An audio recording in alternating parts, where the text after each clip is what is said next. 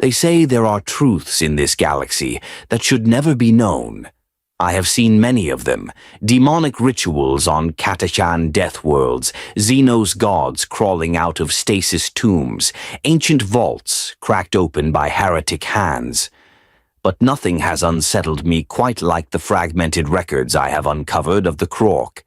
Most within the Imperium believe the Ork to be a mindless brute, chaotic, primitive, a beast of green muscle and bad breath. A nuisance that returns again and again, but one that can be understood if not controlled. This is a lie we tell ourselves to sleep at night. The Ork is no mere accident of evolution. It is a weapon, a living artifact of a time before memory, and it is the withered child of something far older, far deadlier. The Krork. You will not find that name in common lexicons. It appears only in the most ancient Xeno-scriptures, half-burned Eldar tablets, scratched into stasis-cracked wraithbone, whispered in pre-fall dialects that give farseers pause. The Necrons, in their sterile disdain, call them the green scourge that outlasted gods. Orks themselves do not recall the name, not consciously, but ask their shamans, their mad-eyed weird boys, what they dream of when the wah is in full roar, and they will speak of giants, of iron-skinned monsters so vast and powerful they made the stars shake. They do not know the word Krork, but they remember. So do we.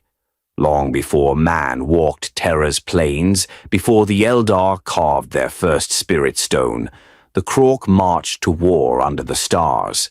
Bred by a race so ancient their bones have turned to myth. The old ones. These Krork were not mindless savages.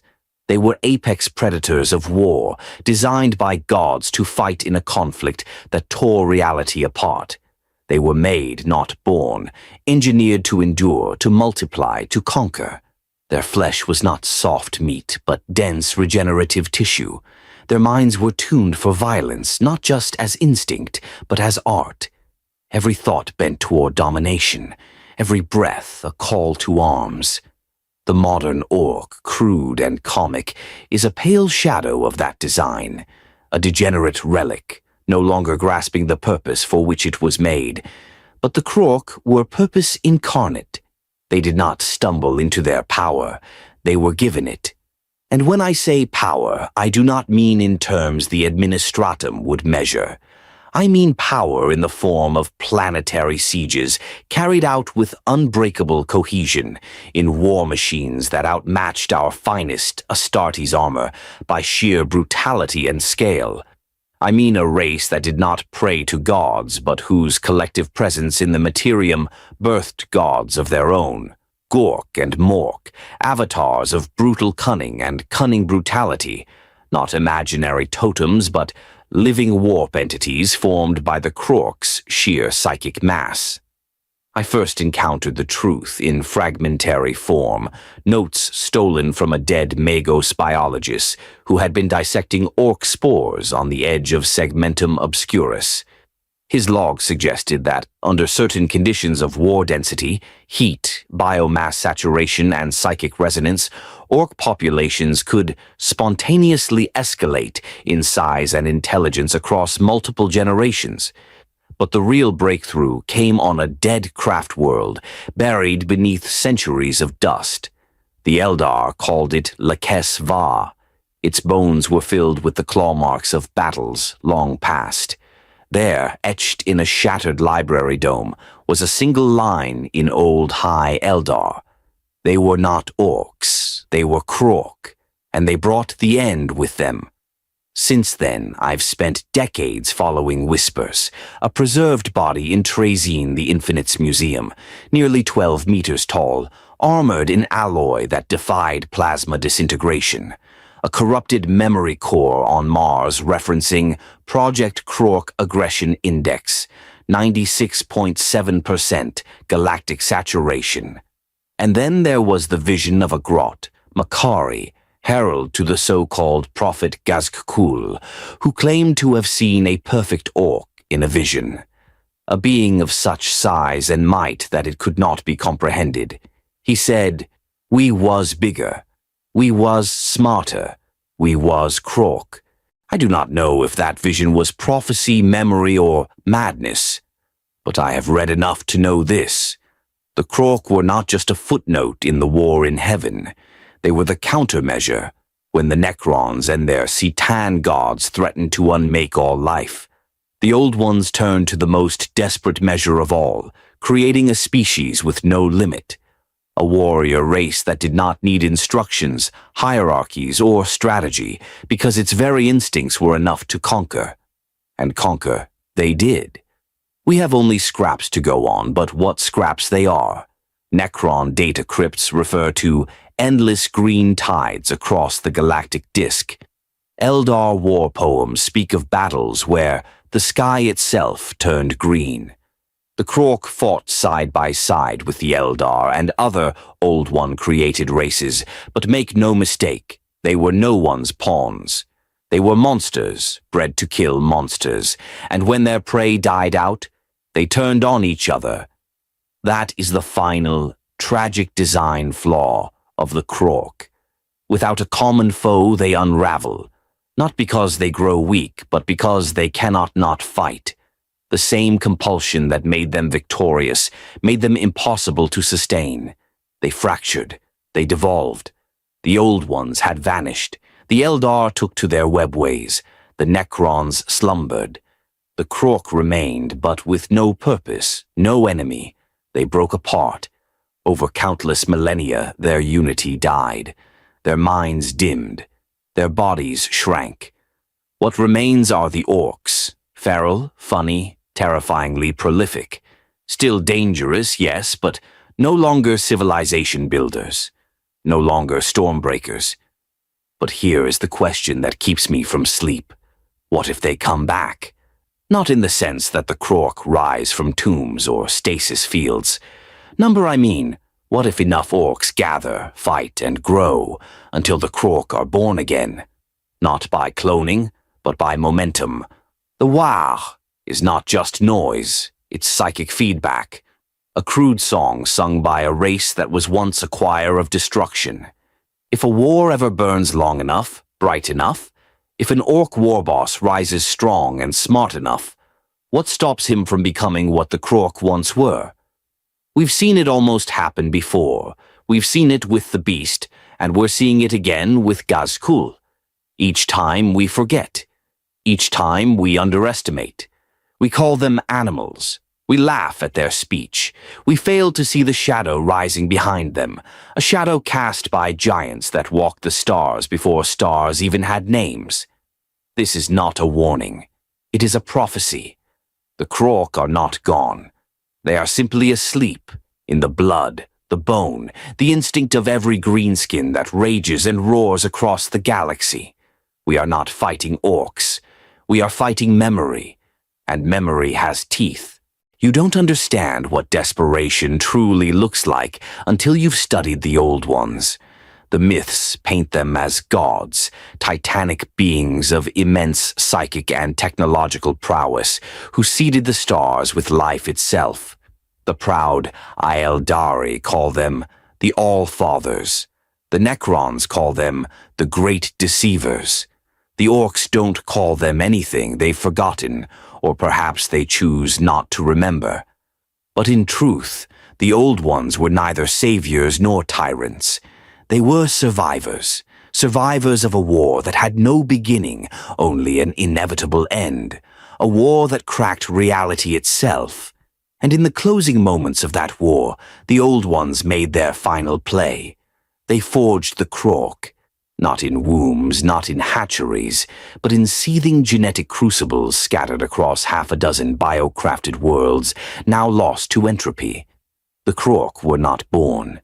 They were cast like living weapons pounded into shape on anvils of burning logic and ruthless intent. You must understand the context. The war in heaven was not a campaign, not a conflict of empires. It was a fundamental schism in the natural order, a convulsion of existence as gods tore each other apart, using mortals as tools. The Necrontyr had given up their flesh and become the soulless Necrons, led by the star-devouring Citan. The Old Ones, unable to match the raw material power of their enemies, had turned to biology. If the Necrons wielded death, the Old Ones would command life.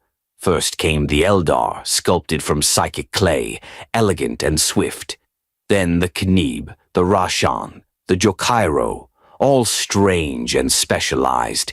But none were enough. The Necrons could not be reasoned with, and they could not be broken by finesse. They needed a blunt instrument, something that didn't merely fight wars, something that was war. So the Old Ones reached into the darkest corners of their bioalchemical arsenal and began work on their final soldiers.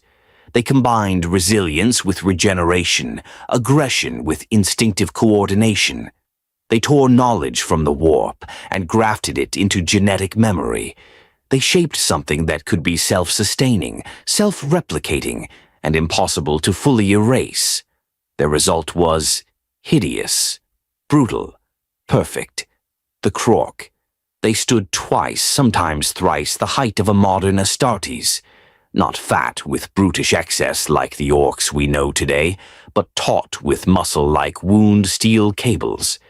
Their eyes glowed faintly, not with intelligence but with a brutal clarity, beings who knew exactly what they were made to do and thrilled in doing it. They were not governed by ambition, greed, or vengeance. They simply fought because that was what they were born to do, and they were exceedingly good at it.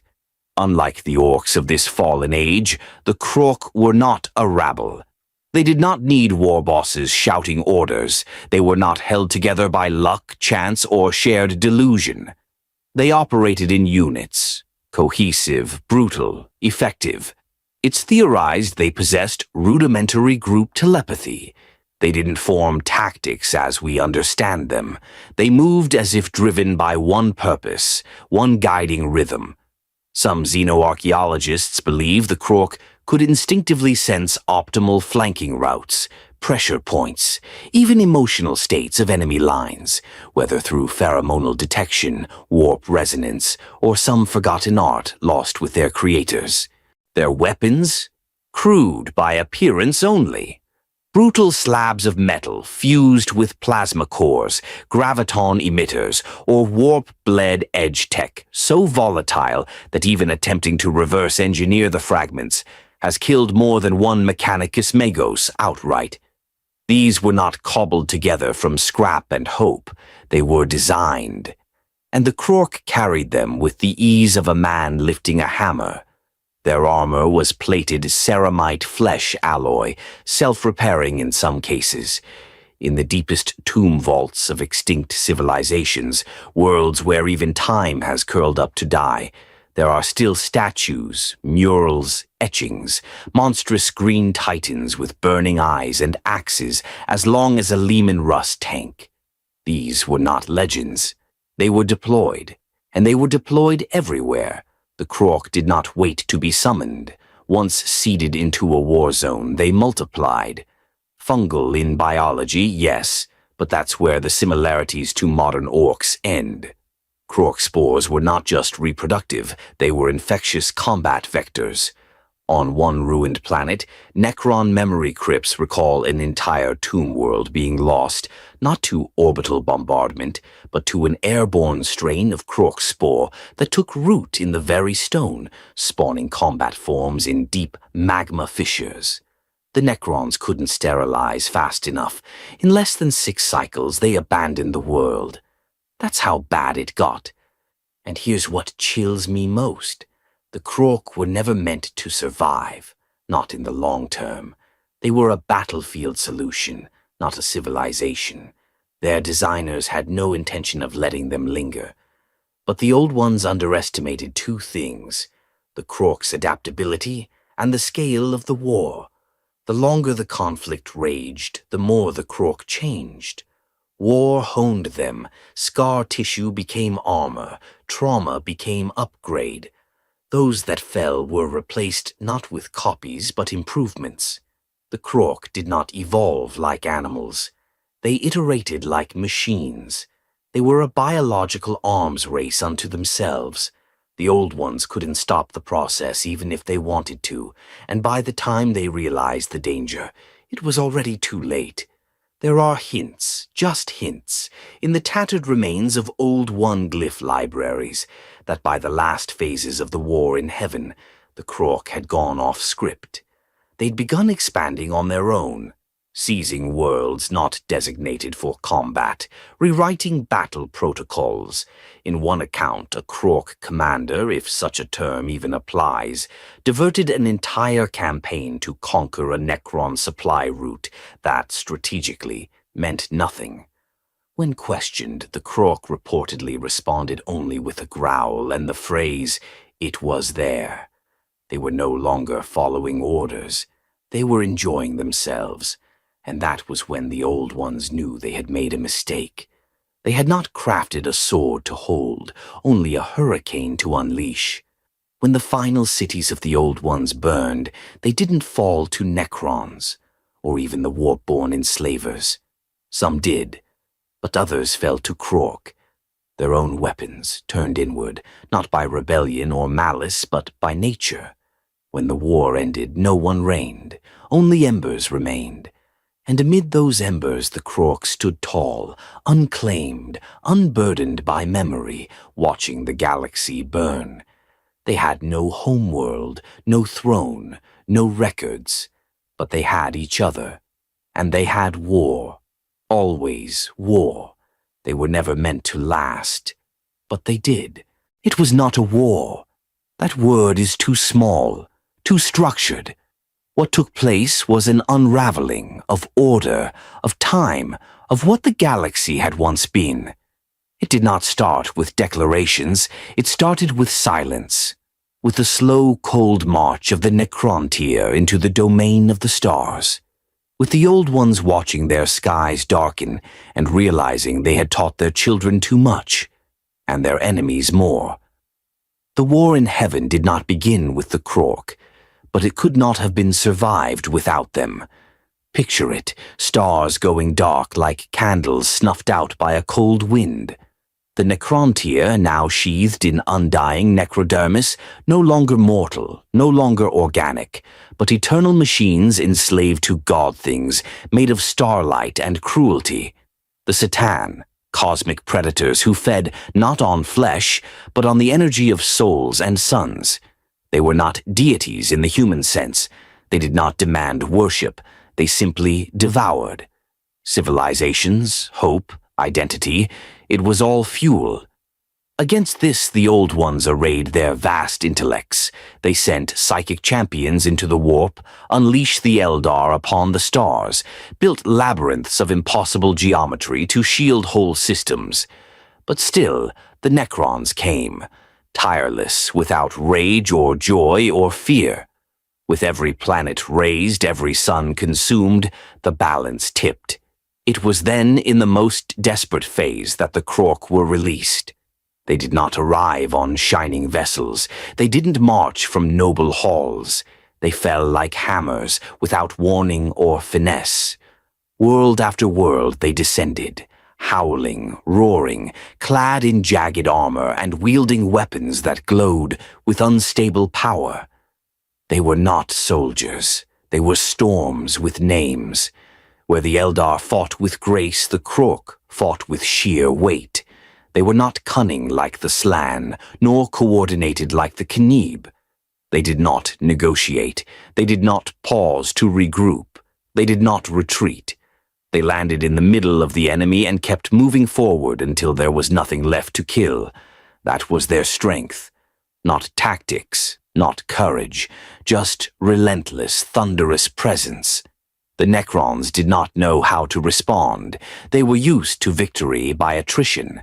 Attrition does not work when your enemy does not care. It does not work when your enemy grows stronger the more you resist. The Krork didn't break ranks under fire. They laughed. They didn't mourn their fallen. They ate them. Ingested spores spreading through the carnage. Some sprouted in the middle of the battlefield, clawing their way into life amidst shattered monoliths and broken pylons. The Krork became a nightmare not because of what they did, but because they could not be stopped. Imagine the horror of a Necron Pharaon watching his tactical readouts go red, not from a strategic breach, but from sheer mass. Imagine trying to calculate angles of retreat when every inch of your domain is sprouting enemies from the ground like fungus in blood-wet soil. The Krork did not follow the plans of the Old Ones forever. That was never in their nature. But while they did, while the ancient masters still directed their path, the Krork were a weapon no enemy could prepare for. There are shattered Necron tablets that still scream when you touch them, echoes of ancient data spirits trapped in endless error states. One such relic, translated at immense cost by Magos Threx of Mars, speaks of a single engagement that took place on a Necron Forge moon near the galactic core. They called it Kalet Tar, the Crucible of Thought.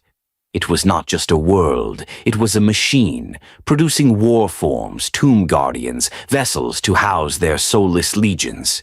The Krork arrived in silence, not in ships, but in chunks, entire planetoids hollowed out and filled with biolaunch bays. They hurled themselves through the warp, guided not by machines, but by raw force of belief. They hit Kalet Tar like a plague of comets. The first wave was vaporized by the Forge Moon's atmosphere defenses. The second survived long enough to reach the outer structures. The third wave broke the moon in half. There is a line in the Necron record, static, corrupted, and flickering, but still legible.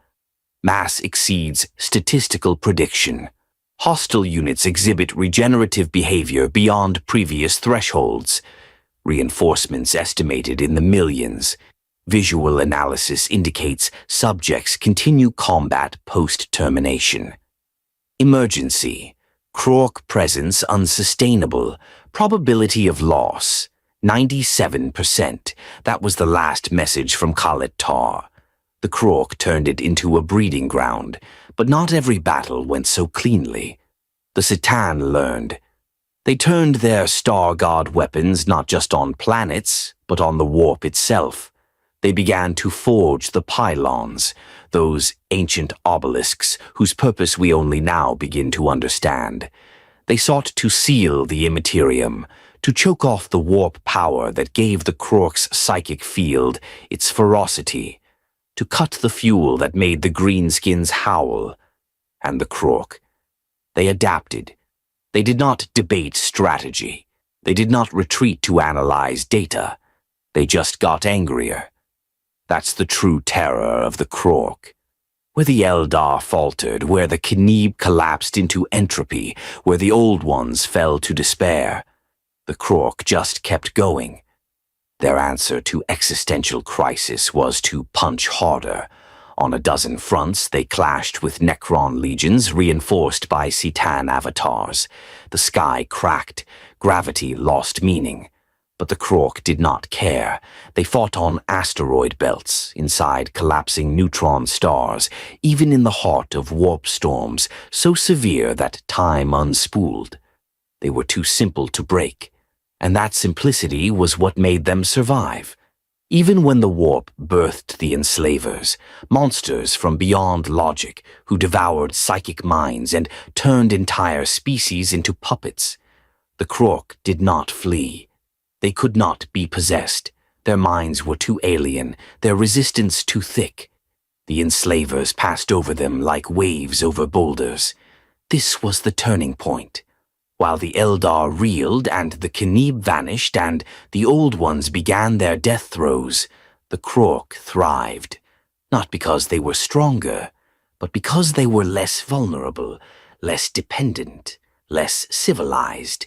They became the perfect survivors of the perfect apocalypse. And as the war in heaven wound to its end, not in triumph, but in mutual collapse, the Krork remained, still fighting, still growing, still multiplying. That was their victory. They did not win in the traditional sense, no flags planted, no treaties signed. But when the Necrons went to sleep, and the old ones died, and the warp boiled over into a permanent wound. The Krork were still standing. In the end, the war outlasted its causes. It became the world they lived in. They had no need to end it. They were born in battle, raised in fire, and fed on ruin. They were not a people. They were war given flesh. And as the stars quieted and the last god things fell silent, the Krork kept moving. Forward, always forward. Not because they had somewhere to go, but because stopping was never an option. There is a unique kind of silence after the end of a war. Not peace, never peace, just the empty ringing where purpose used to be. That was the fate of the Krork. You must understand, these were not warriors in the way we know them, not soldiers with oaths or ideologies. The Krork were designed to fight, but not just to fight. They were created to fight something, an enemy, a target, a direction. Their fury had shape, their violence had aim, and then the war in heaven ended. Not in triumph, not with ceremony, just in attrition and entropy. The old ones were gone, ripped apart by their own creations, scattered across forgotten dimensions, or swallowed by the enslaver's madness. The Necrons had entombed themselves in silent catacombs, retreating from a galaxy they had helped ruin. The Citan had been shattered into shards. The Eldar had withdrawn, clutching their wounded souls. The warp, once thin and manageable, had become a storm-churned sea of screaming things and bleeding stars.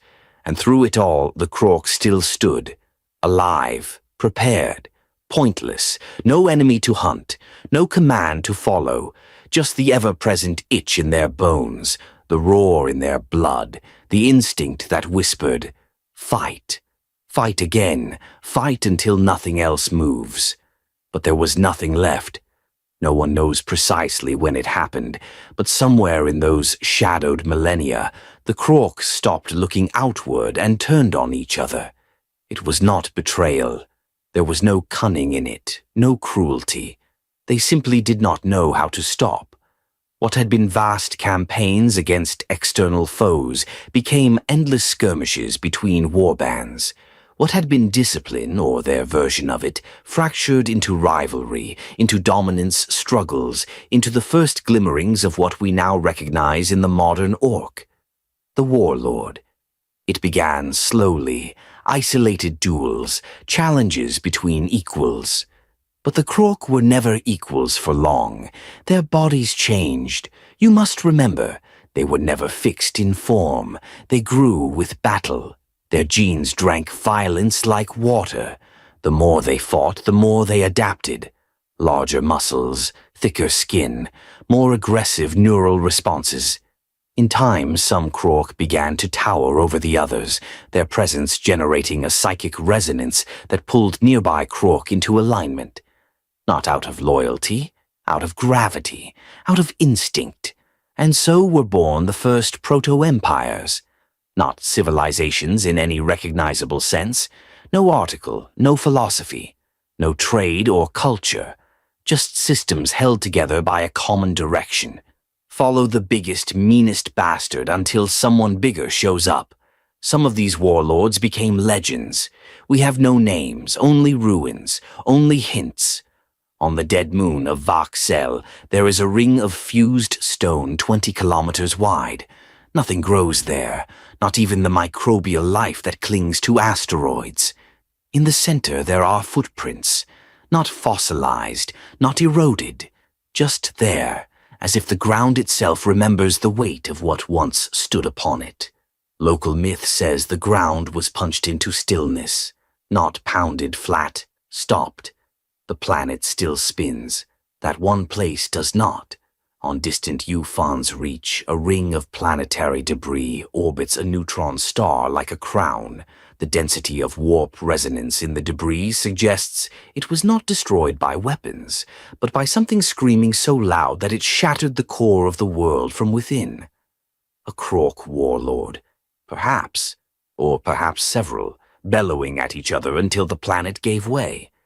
This was the pattern.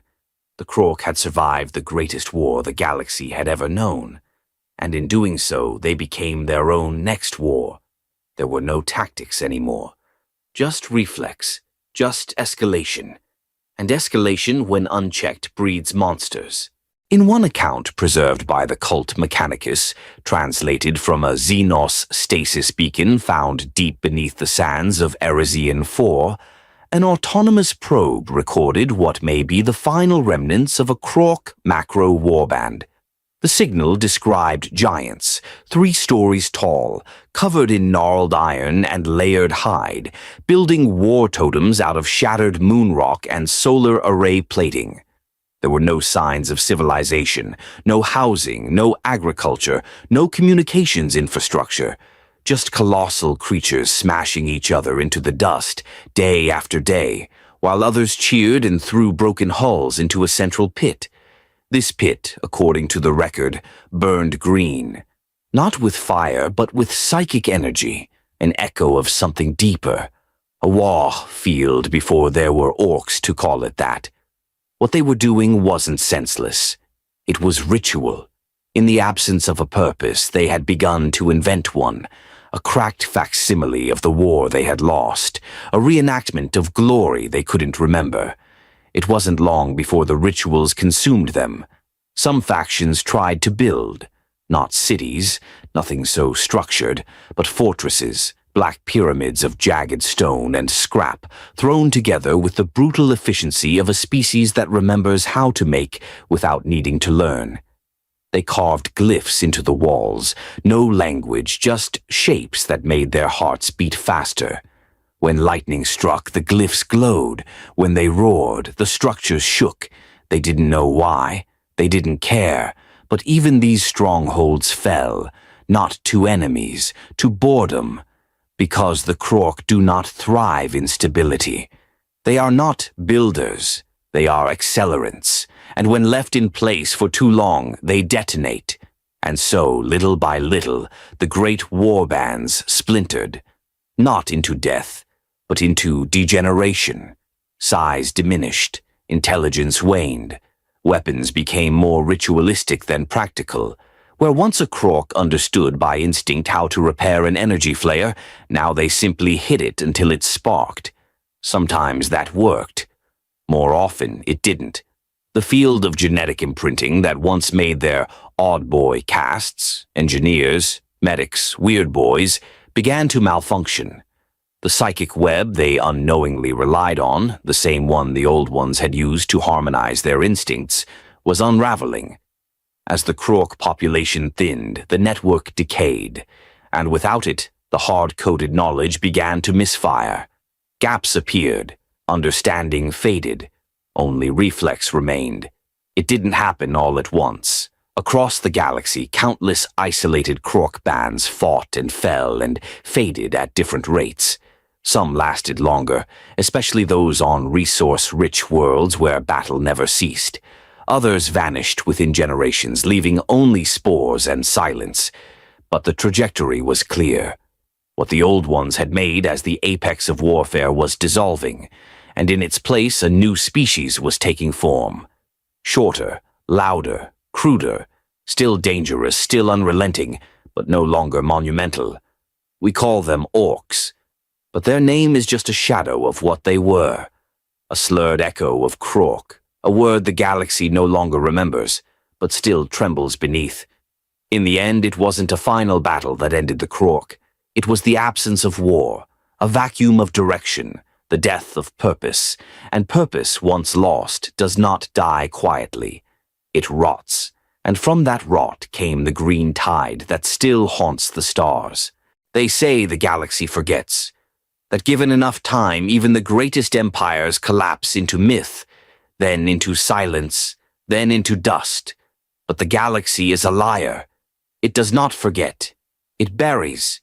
And the thrones of the Krork, the scattered remnants of their might, those are not myths, they are buried truths. Beneath the ash of 1,000,000 dead stars, beneath the crust of worlds we do not even dare to name, beneath the foundations of cities built by civilizations that never knew what lived there before.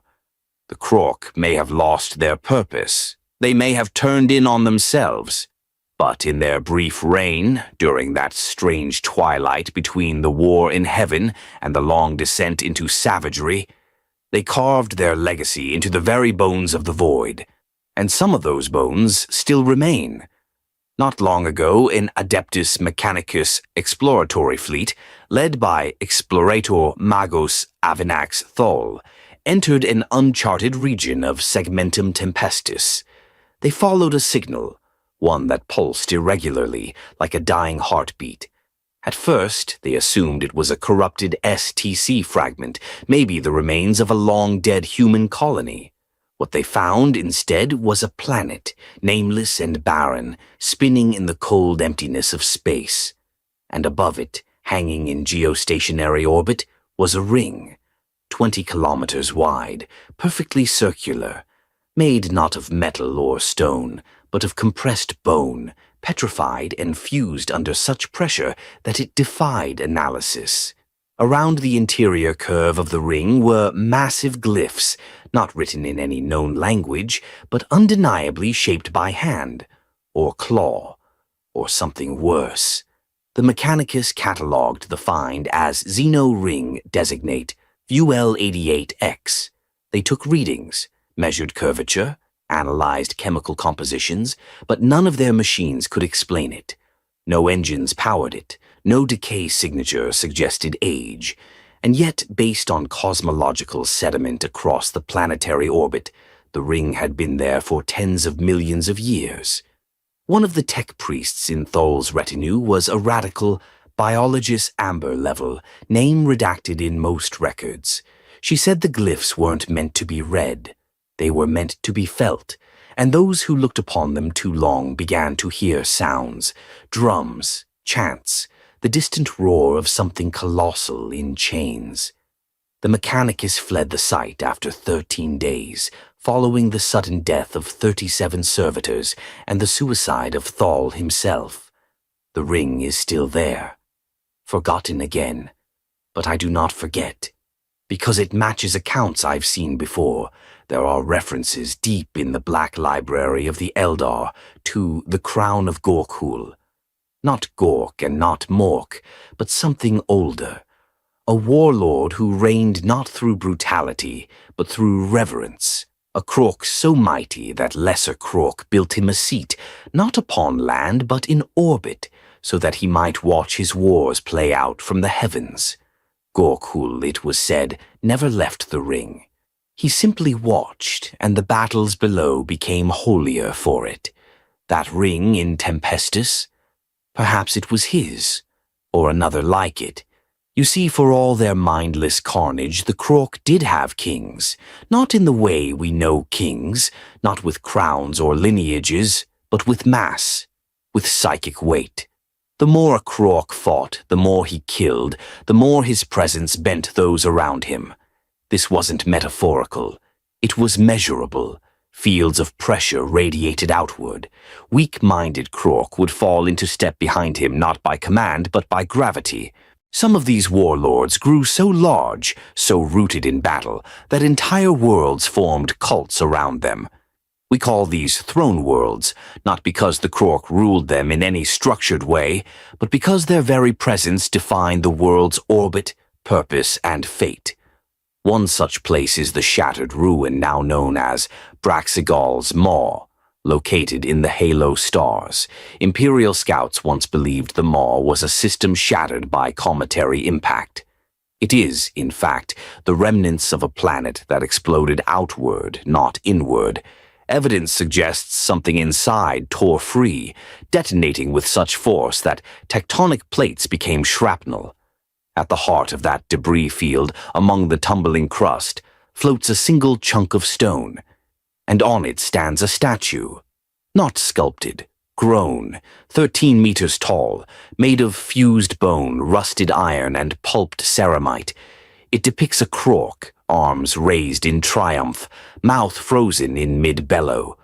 What makes it remarkable, what makes it terrifying, is that it is still growing, slowly, cell by cell, like a cancer that refuses to die.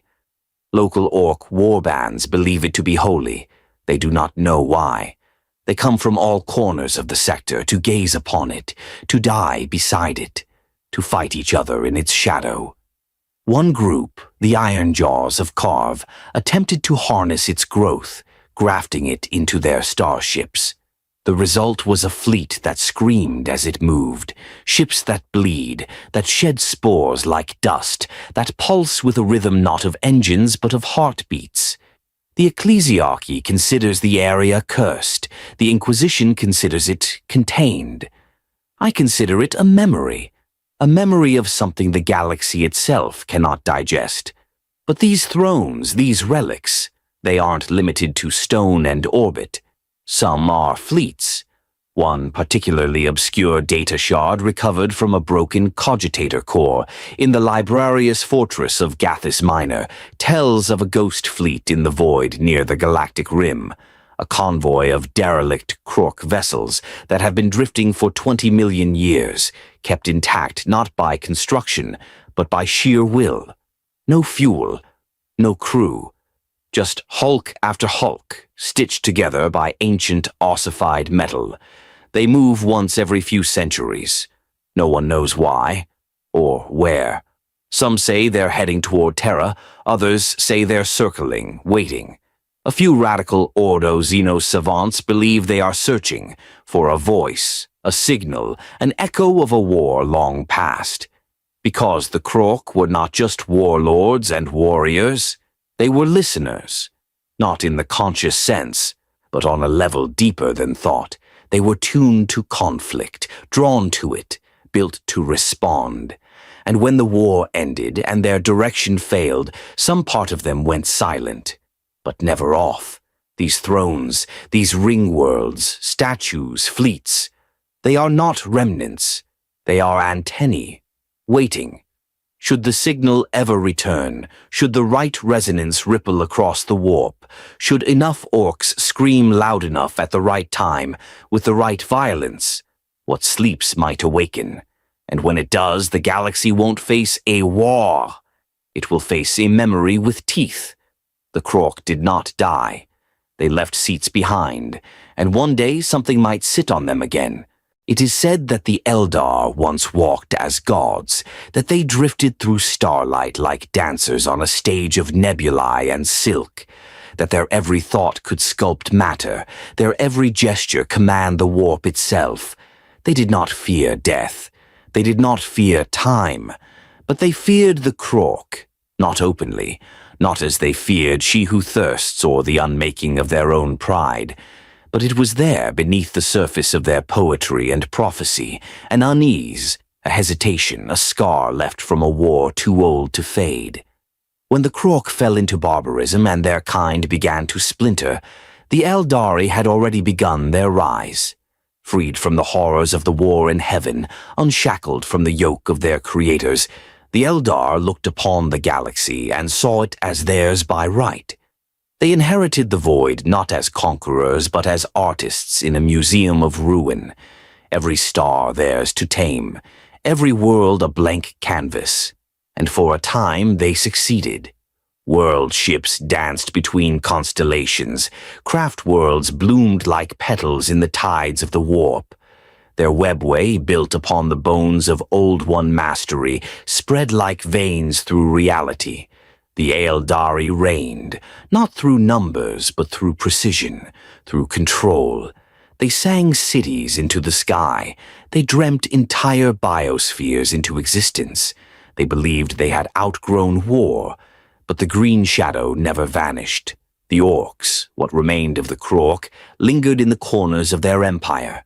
Not unified, not vast, but everywhere, like weeds in a perfect garden.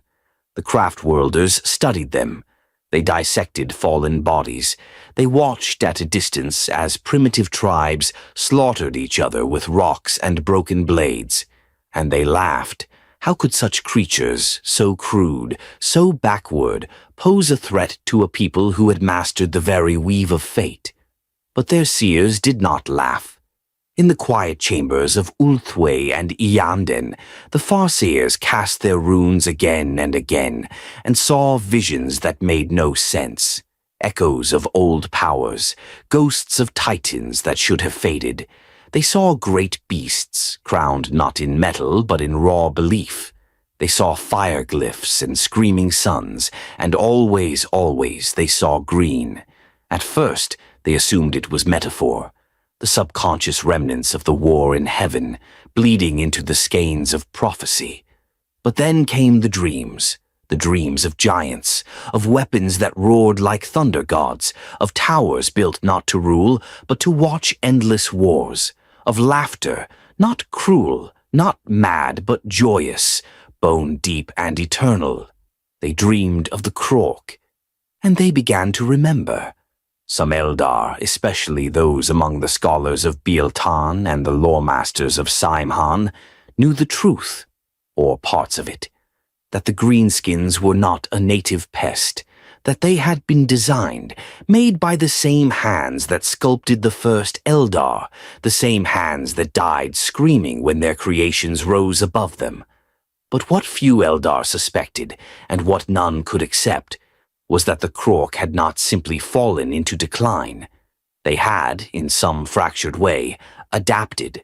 Eldar history is obsessive, it catalogues everything, and scattered throughout their star charts are annotations, warnings, glyphs that speak not of danger in terms of invasion or corruption, but in pattern. In systems left untouched for millennia, greenskins would appear, not in fleets, not in armies, but as spores. Eldar scouts would land on a moon to find primitive orcs already entrenched, already building, as if they'd been waiting. In many cases, the planets showed no signs of prior life, no ecosystem capable of sustaining orcoid growth. And yet, the orcs were there. Somewhere the Krork had left seeds, and the seeds were sprouting. The craft worlds began a policy of suppression, quiet, surgical, efficient. When orc activity was detected, aspect warriors would descend, cleanse the infestation, and vanish before the galaxy noticed. Sometimes they burned whole continents to stop a single tribe from reaching critical mass. Not out of cruelty, out of memory. Because they knew, or feared, that once the orcs reached a certain threshold, something changed. They got smarter, more organized. They started building machines they should not understand. They started remembering things they had no right to remember.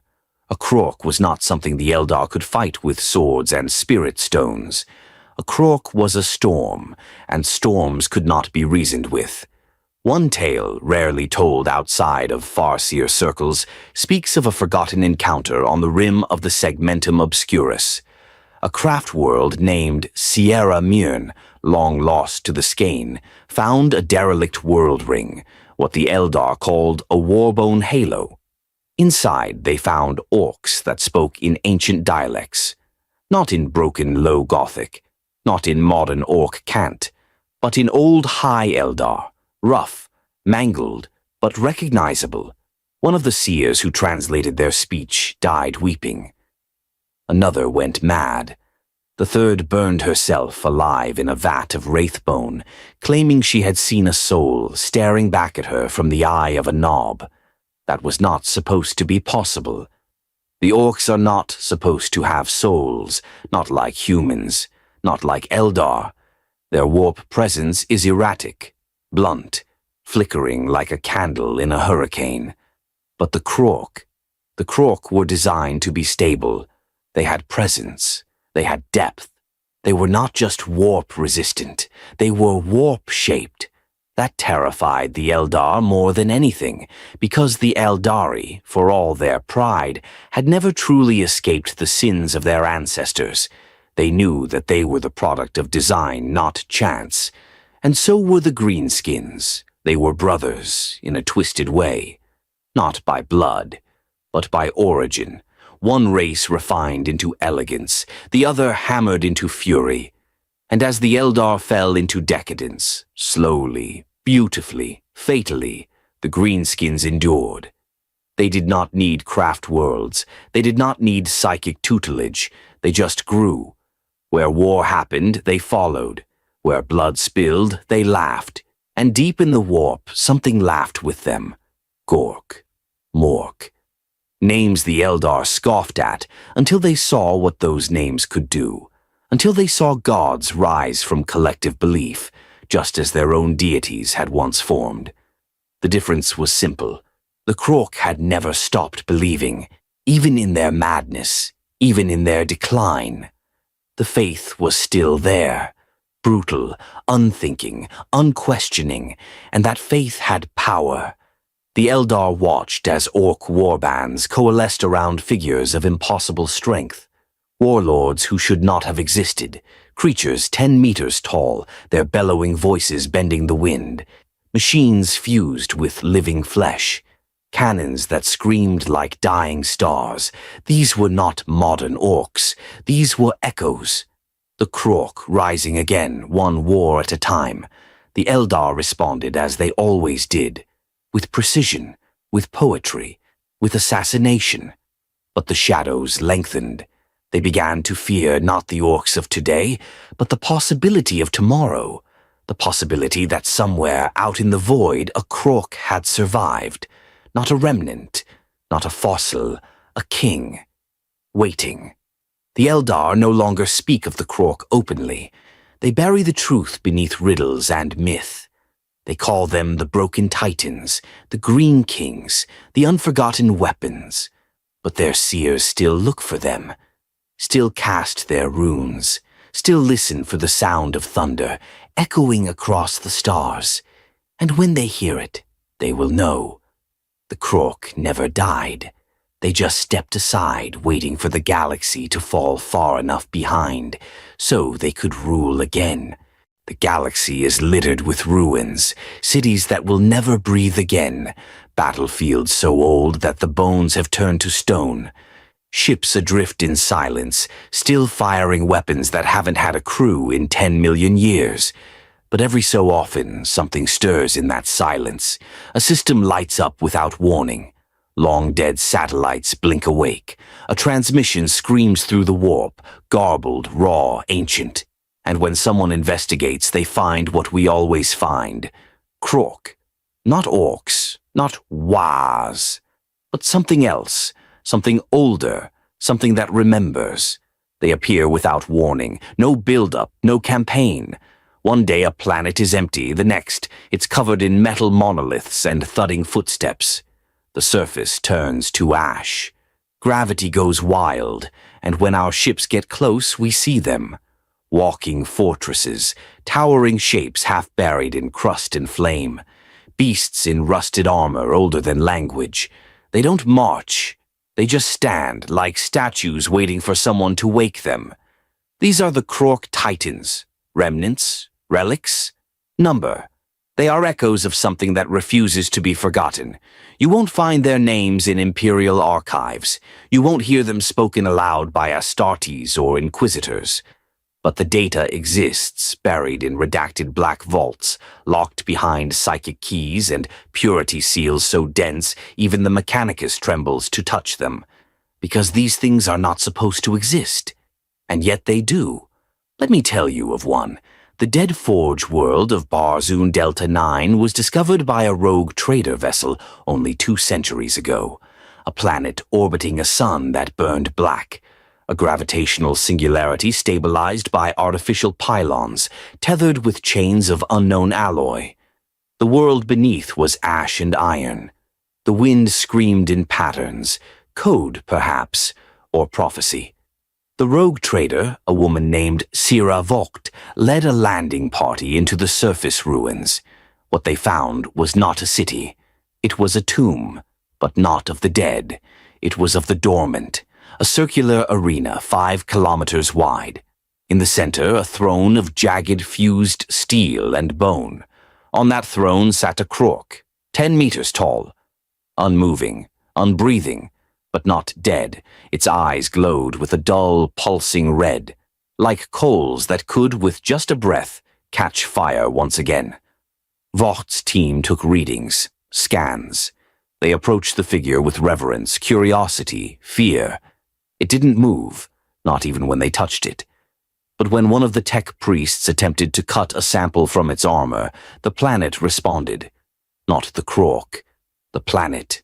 The pylons orbiting the sun screamed, the ground shivered, and deep below the surface, seismic sensors picked up footsteps. Dozens, hundreds. Then nothing. Vogt left. She sealed the site. She never went back. Her official logs claim the world is uninhabitable due to magnetogravitic instability. A lie, of course, but a necessary one, because what she found wasn't an anomaly. It was a pattern. Reports of similar phenomena span the galaxy, half rumors, heretical whispers, mostly ignored or scrubbed from the record. In the Ghoul stars, miners uncovered a structure too massive to be natural, buried in the mantle of a fractured world. It was shaped like a fist, knuckles the size of city blocks, carved from metal that couldn't be cut, couldn't be scanned. They dug for 3 weeks before the fist moved, just once, and the entire crust collapsed. In the Morphean depths, a Black Templar strike force responded to an Ork uprising on a supposedly uninhabited planetoid. What they found was a city, if you could call it that. A cluster of towers made of scrap and bone, arranged in a circle. At its center stood a creature too large to be real, covered in trophies, skulls, armor, bones of unknown Xeno origin. Not Ork trophies. Necron. The Templars fought it for 6 hours. Only 2 returned. One had lost his mind, the other refused to speak at all. But he carved a single word into the deck of his strike cruiser over and over before taking his own life. Krork. We've long assumed the Krork were gone, that their kind degraded, devolved into the Orks we know now, that they were a closed chapter, another extinct terror of the galaxy's long-cursed memory. But they're not extinct. They're hibernating, not like animals, not like beasts waiting for spring. They're waiting for noise. You see, the Krork were never just brutes. They were tuned weapons, biological machines wired into the warp itself. They respond to conflict like lungs respond to air. They feel it. And when that feeling reaches a certain pitch, when the drums of war pound loud enough, long enough, across enough stars, they wake up. And when they do, they don't ask who's fighting, they just join in. And they remember how. The Mechanicus calls these events aggression resurgence incidents. The Ordo Xenos calls them titanic green phenomena. But among those who have seen it with their own eyes, those who have watched a mountain stand up and laugh, they use a different term. Way ghosts. Not ghosts in the literal sense, but echoes. Leftover power, dormant biology, slumbering titans who once ruled the stars and don't know how to die. And here's the question no one wants to answer. What happens if they all wake up at once? The Orks of today, feral, brutal, idiotic, are still dangerous enough to require entire crusades to contain. But they're broken, fragmented, kept apart by their own madness. The Krork are what happens when they're not. We've seen flashes, the beast, Gazkul, isolated incidents where something stirs, and an Ork becomes more, smarter, stronger, louder. That's the beginning. The Titans are the middle. And if one day the right war happens, the perfect convergence of slaughter, madness, belief, then the Krork won't be echoes anymore. They'll be everywhere. They don't need ships, they don't need orders, they just need noise. And we are very, very good at making noise. The Imperium fights 1,000,000 wars a day. The Necrons stir again. The Tyranids spread. The Eldar scream into the void. The Eye of Terror is open, bleeding hatred and fire. And beneath it all, across the stars, the Titans are waiting, listening, grinning. Because for them, the galaxy is not a map. It's an invitation, and one day they will answer it. There is a rule, unspoken and unbroken, written not in law but in blood. No war lasts forever. Even the most violent empires must end, even the Krork. But the Krork did not die in battle. They were not outmaneuvered, exterminated, or undone by technological supremacy. Their fate was far stranger, far more tragic. The Krork unraveled. Not in one cataclysm, not in a dramatic collapse. It was slow, quiet, insidious. The kind of death only a god could suffer, a death of meaning. And meaning for the Krork was war. That was the fulcrum of their design. Every strand of their DNA hummed with it. Their minds, such as they were, weren't burdened with memory or abstract thought. They were engraved with intent. When a Krork was born, he knew what he was, a weapon pointed at the throat of the universe's enemies.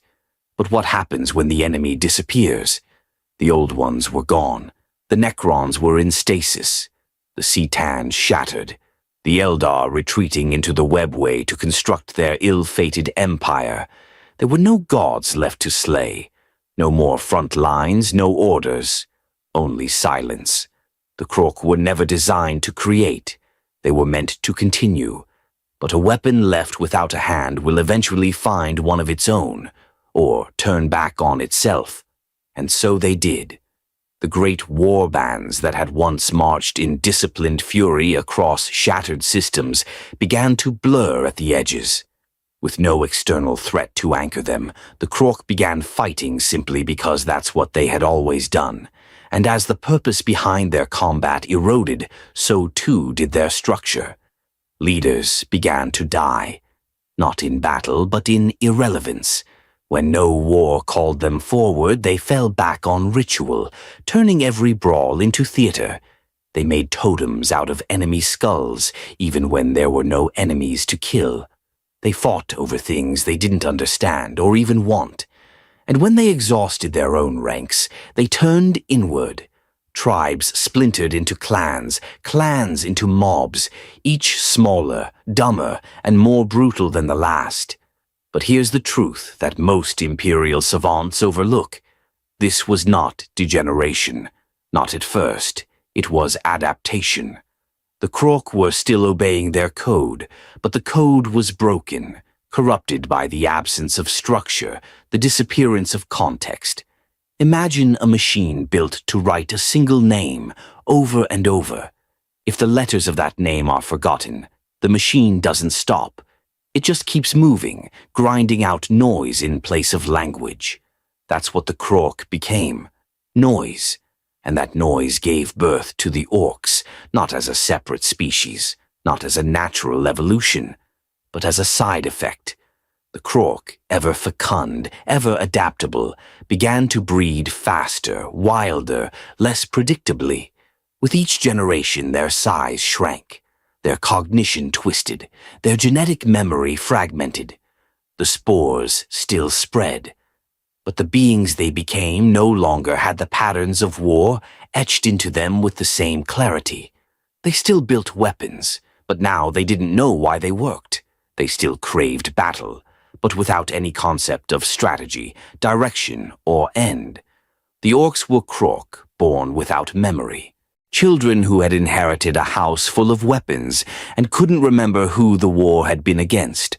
So they turned the guns on each other.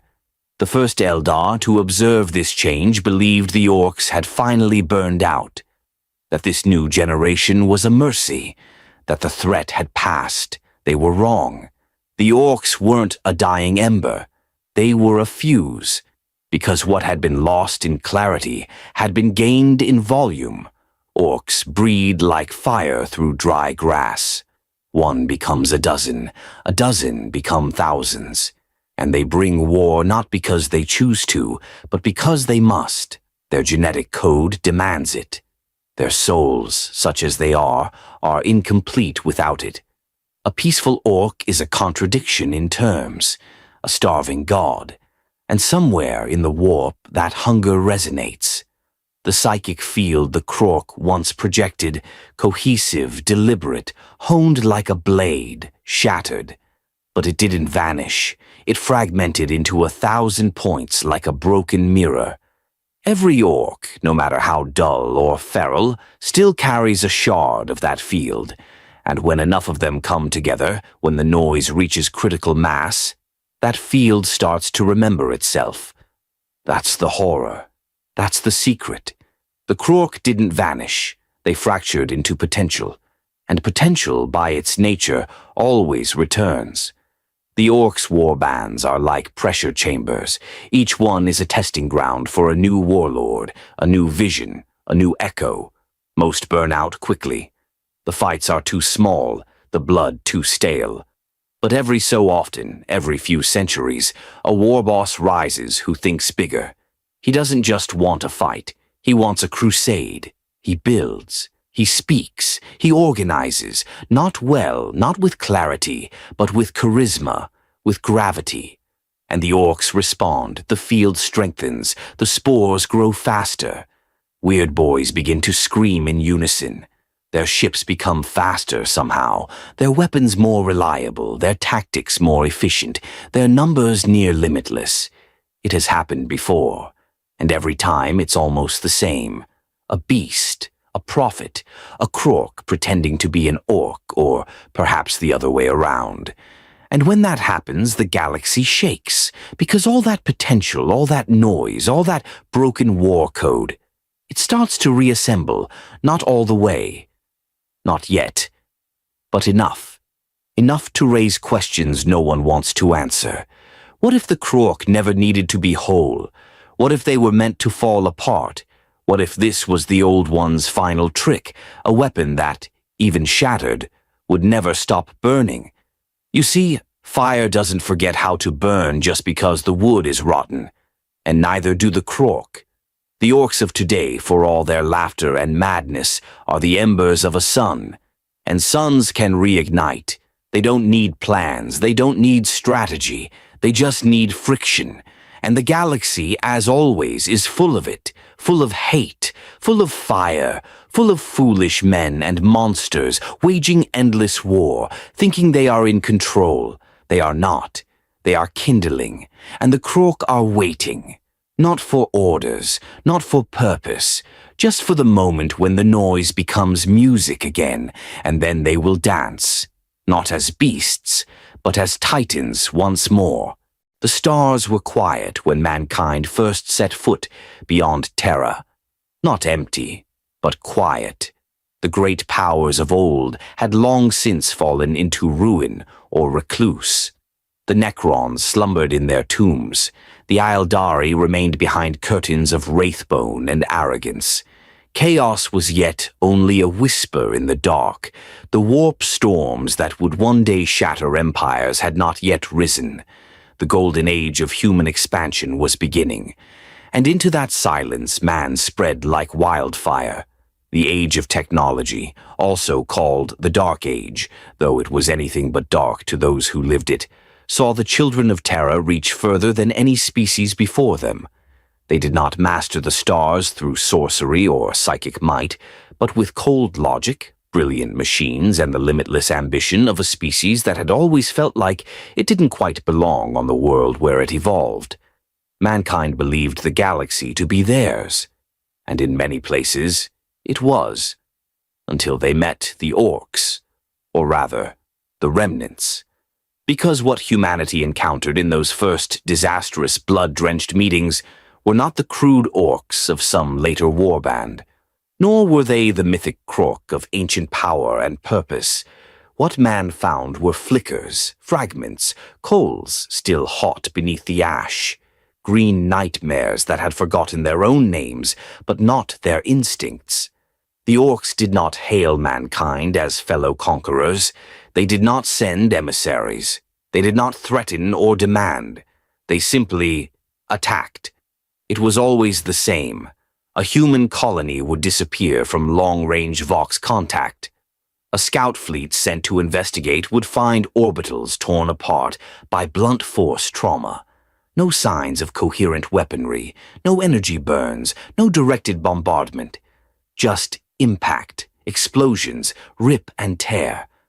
A planet that had, only months prior, been terraformed and settled would now be covered in brutal structures, half metal, half stone, daubed with glyphs no one could read but that everyone instinctively understood.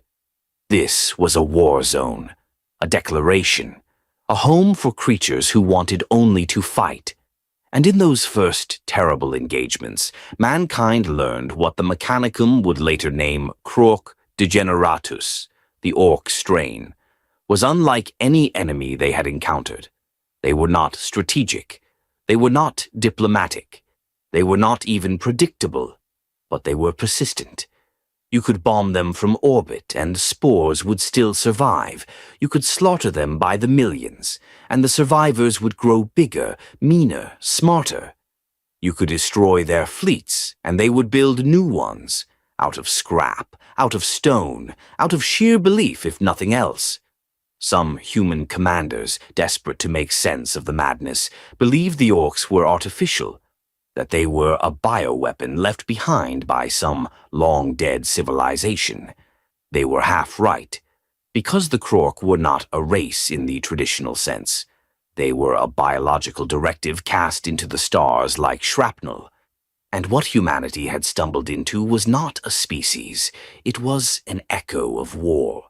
One of the first notable conflicts occurred in what is now known as the Carthan Expanse. Records are fragmentary, either due to warp interference, deliberate erasure, or the simple fact that no one survived long enough to report back properly. But from what we have pieced together through ancient noospheric data fragments, picked records salvaged from deep-mined backups, and oral traditions passed down in navigator houses, we know this. A fleet of 27 ships, carrying over 300,000 colonists, arrived at a planet known then as Nesora Prime. 6 months later, an automated distress beacon was received by a passing merchant convoy. No voices, no words, just screaming, layered, rhythmic, chanting perhaps, and behind it the sound of engines not built but born. When the Mechanicum dispatched a recovery mission a decade later, they found nothing but a field of wreckage and a single picked recording embedded in a surviving data sarcophagus. It showed a shape too large to be real, standing in the midst of a burning city, holding in one hand a solar panel array still sparking, using it like a club. The figure laughed over and over, the sound distorted but unmistakable. Not rage, not madness, joy. They called him the King of Ashes, and they never found his body. The Carthan Expanse was sealed for a century. The Orks there didn't pursue. They were content to rule the ruins, to turn the once gleaming spires of man into their own barbaric playground. But a century later, when another fleet passed nearby, they found the same world, still occupied, still active. Only now the cities had grown, the war structures had become denser, and the Orks were larger, not in numbers, in scale. The King of Ashes had not died, he had evolved. This was mankind's introduction to a truth the Eldar already knew, and the Necrons had once feared. The Orks are not static. They are not limited. They are contingent. Their growth is tied not to biology or economy, but to momentum. The more they fight, the more they become. They do not grow tired. They do not need infrastructure. They thrive on friction. And humanity, God's help us, provided plenty. As the age of technology marched on, Orks became a constant companion. Wherever man went, they followed, or preceded. It didn't matter. They were there. Sometimes they emerged from asteroid fields, sometimes from jungles or ruins left behind by extinct civilizations. Sometimes they arrived in ramshackle fleets of unimaginable size, belching black smoke, firing guns that shouldn't work but did anyway. The Great Crusade, when it came, was meant to unify mankind. It succeeded in many ways, but it also revealed the scale of the threat. Because as the Emperor's legions moved from world to world, reclaiming what had been lost during the Age of Strife, They encountered more than lost colonies and heretics.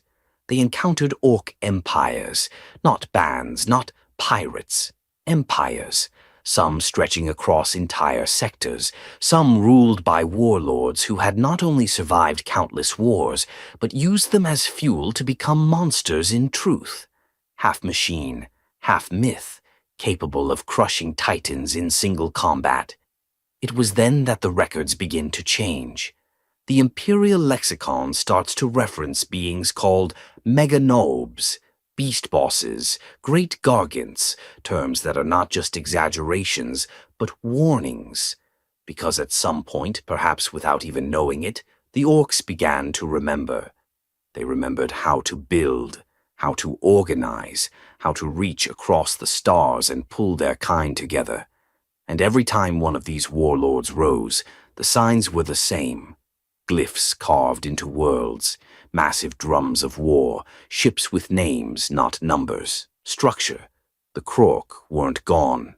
They were waking up, bit by bit, fight by fight, and humanity, in all its defiance and pride, was giving them every reason to keep waking. Inquisitor Helken of the Ordo Xenos once wrote, "We think of orcs as a plague, but plagues are mindless. Plagues do not build statues. They do not remember. What if we are not fighting infection? What if we are fighting memory? The truth is, the Imperium has never truly beaten the orcs. We win battles, purge planets, wipe warbands from existence. But they always come back, not because they are immortal, but because we keep feeding the fire. And somewhere in the smoke and noise of it all, something stirs, something ancient, something waiting. Humanity thought the galaxy was theirs, but the Krork, what remains of them, never let go. They're still here, still growing, still laughing. There are moments in Imperial history so terrible that even the High Lords of Terra whisper them only in locked vaults. Moments when the illusion of control faltered, when the ancient, terrible truths buried beneath the surface of the galaxy cracked open and something alien looked back. One such moment was the Beast, not a name, a title, a warning, a scar. And for those who understand what the Orks once were, for those who study the Krork not as myth, but as buried fact, the rise of the Beast was not an anomaly. It was a rehearsal. We call him an orc because we have no better word, but that is like calling a collapsing star merely bright. The Beast was something different, something wrong. A convergence of all the worst-case scenarios the Ordo Xenos had never fully admitted were possible. He did not rise alone. He rose with purpose. He rose with memory. And for a brief, terrible time, the galaxy saw what might happen if the Krork's ancient song of war ever found a new voice.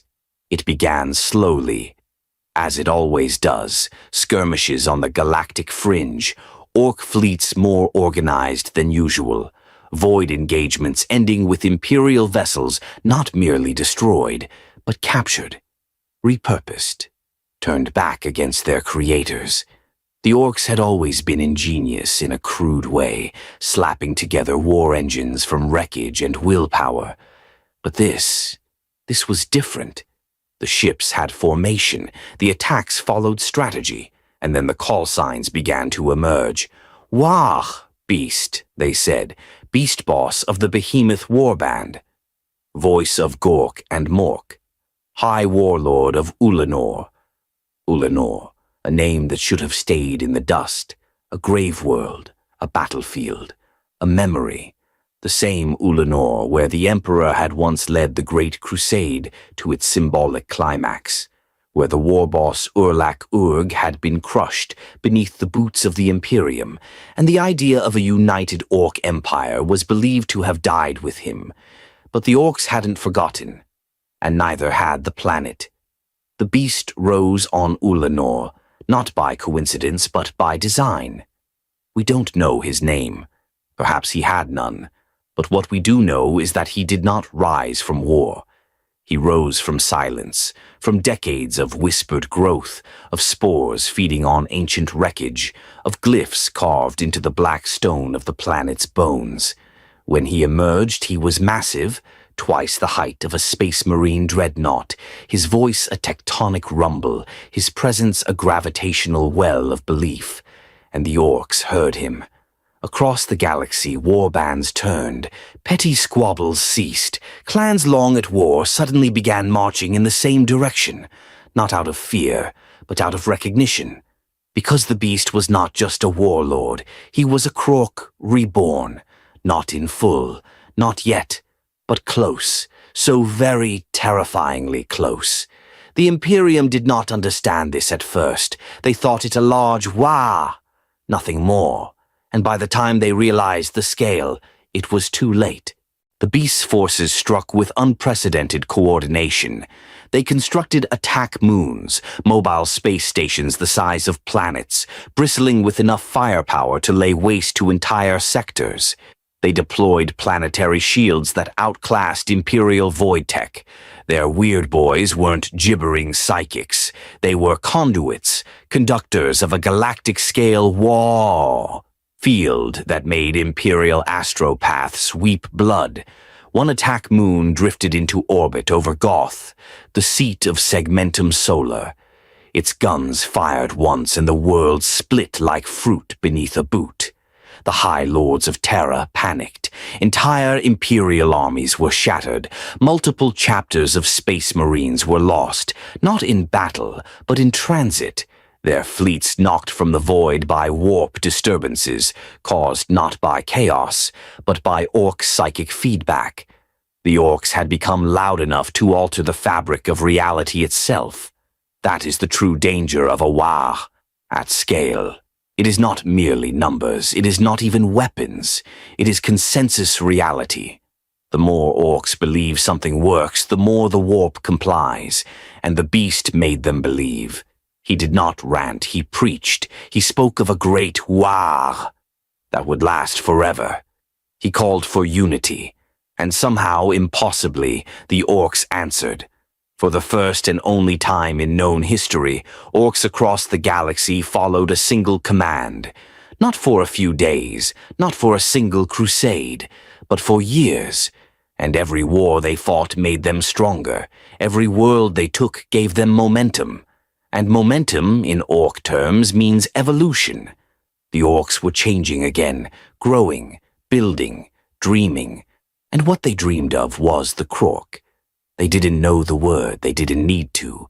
Their dreams were filled with green titans and eternal conquest, with machines the size of moons and war cries that cracked stars, with the memory of what they once were. And under the beast, that memory became reality.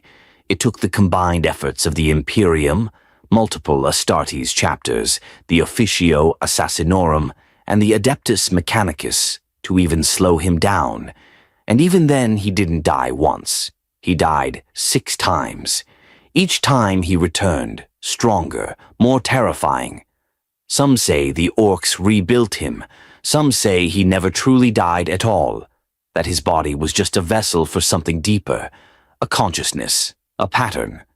One theory, sealed in the vaults of the Ordo Xenos, suggests that the beast was not an Ork, but a convergence, a collective psychic echo given form by the unified will of billions of Orks. In other words, a Krork mind, not born, but rebuilt from scraps. When he finally fell, for the last time, if we dare to believe it, the Ork Empire collapsed with him. The way fractured. The warbands scattered. The moons went silent. The planets burned. But the echo remained. In the decades that followed, inquisitors and xenoarchaeologists picked over the ruins of the beast's domains. What they found terrified them more than the war itself. Because the Orks had built schools, workshops, factories, places where glyphs were taught, where weapons were not just bashed together but designed. Records, yes, records, showed that some Orks had begun developing ranks, not just war boss and knob, but structured command hierarchies. They were civilizing, not out of desire, but out of necessity, because the beast had shown them what they could be. And that knowledge did not die with him. It sleeps now, buried in warbands and clans and feuding mobs. But it is there, like a virus in the code, a spark in the genes. The Krork were never fully gone. They are a program waiting to rerun. The beast was just the beta test. The next version may not fail, and the galaxy, as always, remains very, very loud. They called him mad. They called him lucky. They called him a prophet, a tyrant, a fluke of evolution. They were all wrong. Because Gazkul Mag Uruk Thraka is not just an orc. He is a harbinger, a sign, a whisper of the Krork, uttered not in the voice of ancient memory, but in the rising bellow of the future to come. When Gazkul first emerged on the war-torn wastes of Uruk, he was little more than a particularly brutal knob among a squabbling warband. No one knew his name, no one cared. He was strong, sure, resilient, cunning in his way, but hardly unique. The galaxy is filled with millions like him, green-skinned monsters eager to fight, loot, and die for nothing more than the joy of battle. But then came the shot. A bolt round, a single well-aimed bolt fired from a space marine's weapon during one of Orks' endless tribal conflicts. It tore through Gazkul's skull, vaporizing part of his brain. He should have died. Instead, he saw God, or at least he believed he did, and that belief changed everything.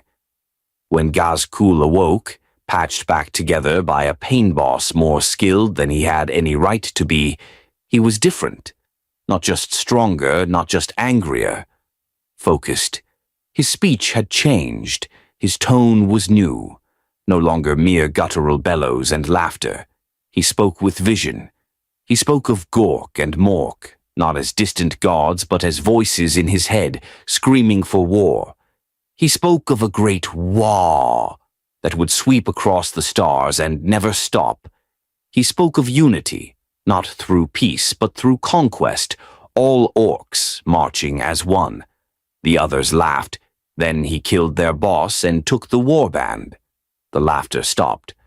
What followed was not a wah in the usual sense. It wasn't a sudden surge of violence that burned out as quickly as it started. It was structured, patient, directed. Gazkul did not throw his boys at the nearest enemy like a traditional orc boss.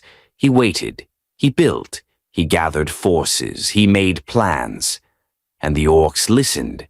That alone should have been the first warning, because orcs do not follow visionaries. They follow power, they follow size, but Gazkul offered something more. He offered a future drenched in battle, soaked in red, paved in the bones of every other species. To the orcs it was paradise. To the rest of the galaxy, it was a coming storm. His first great campaign was Armageddon, a world already scarred by war, already primed for slaughter.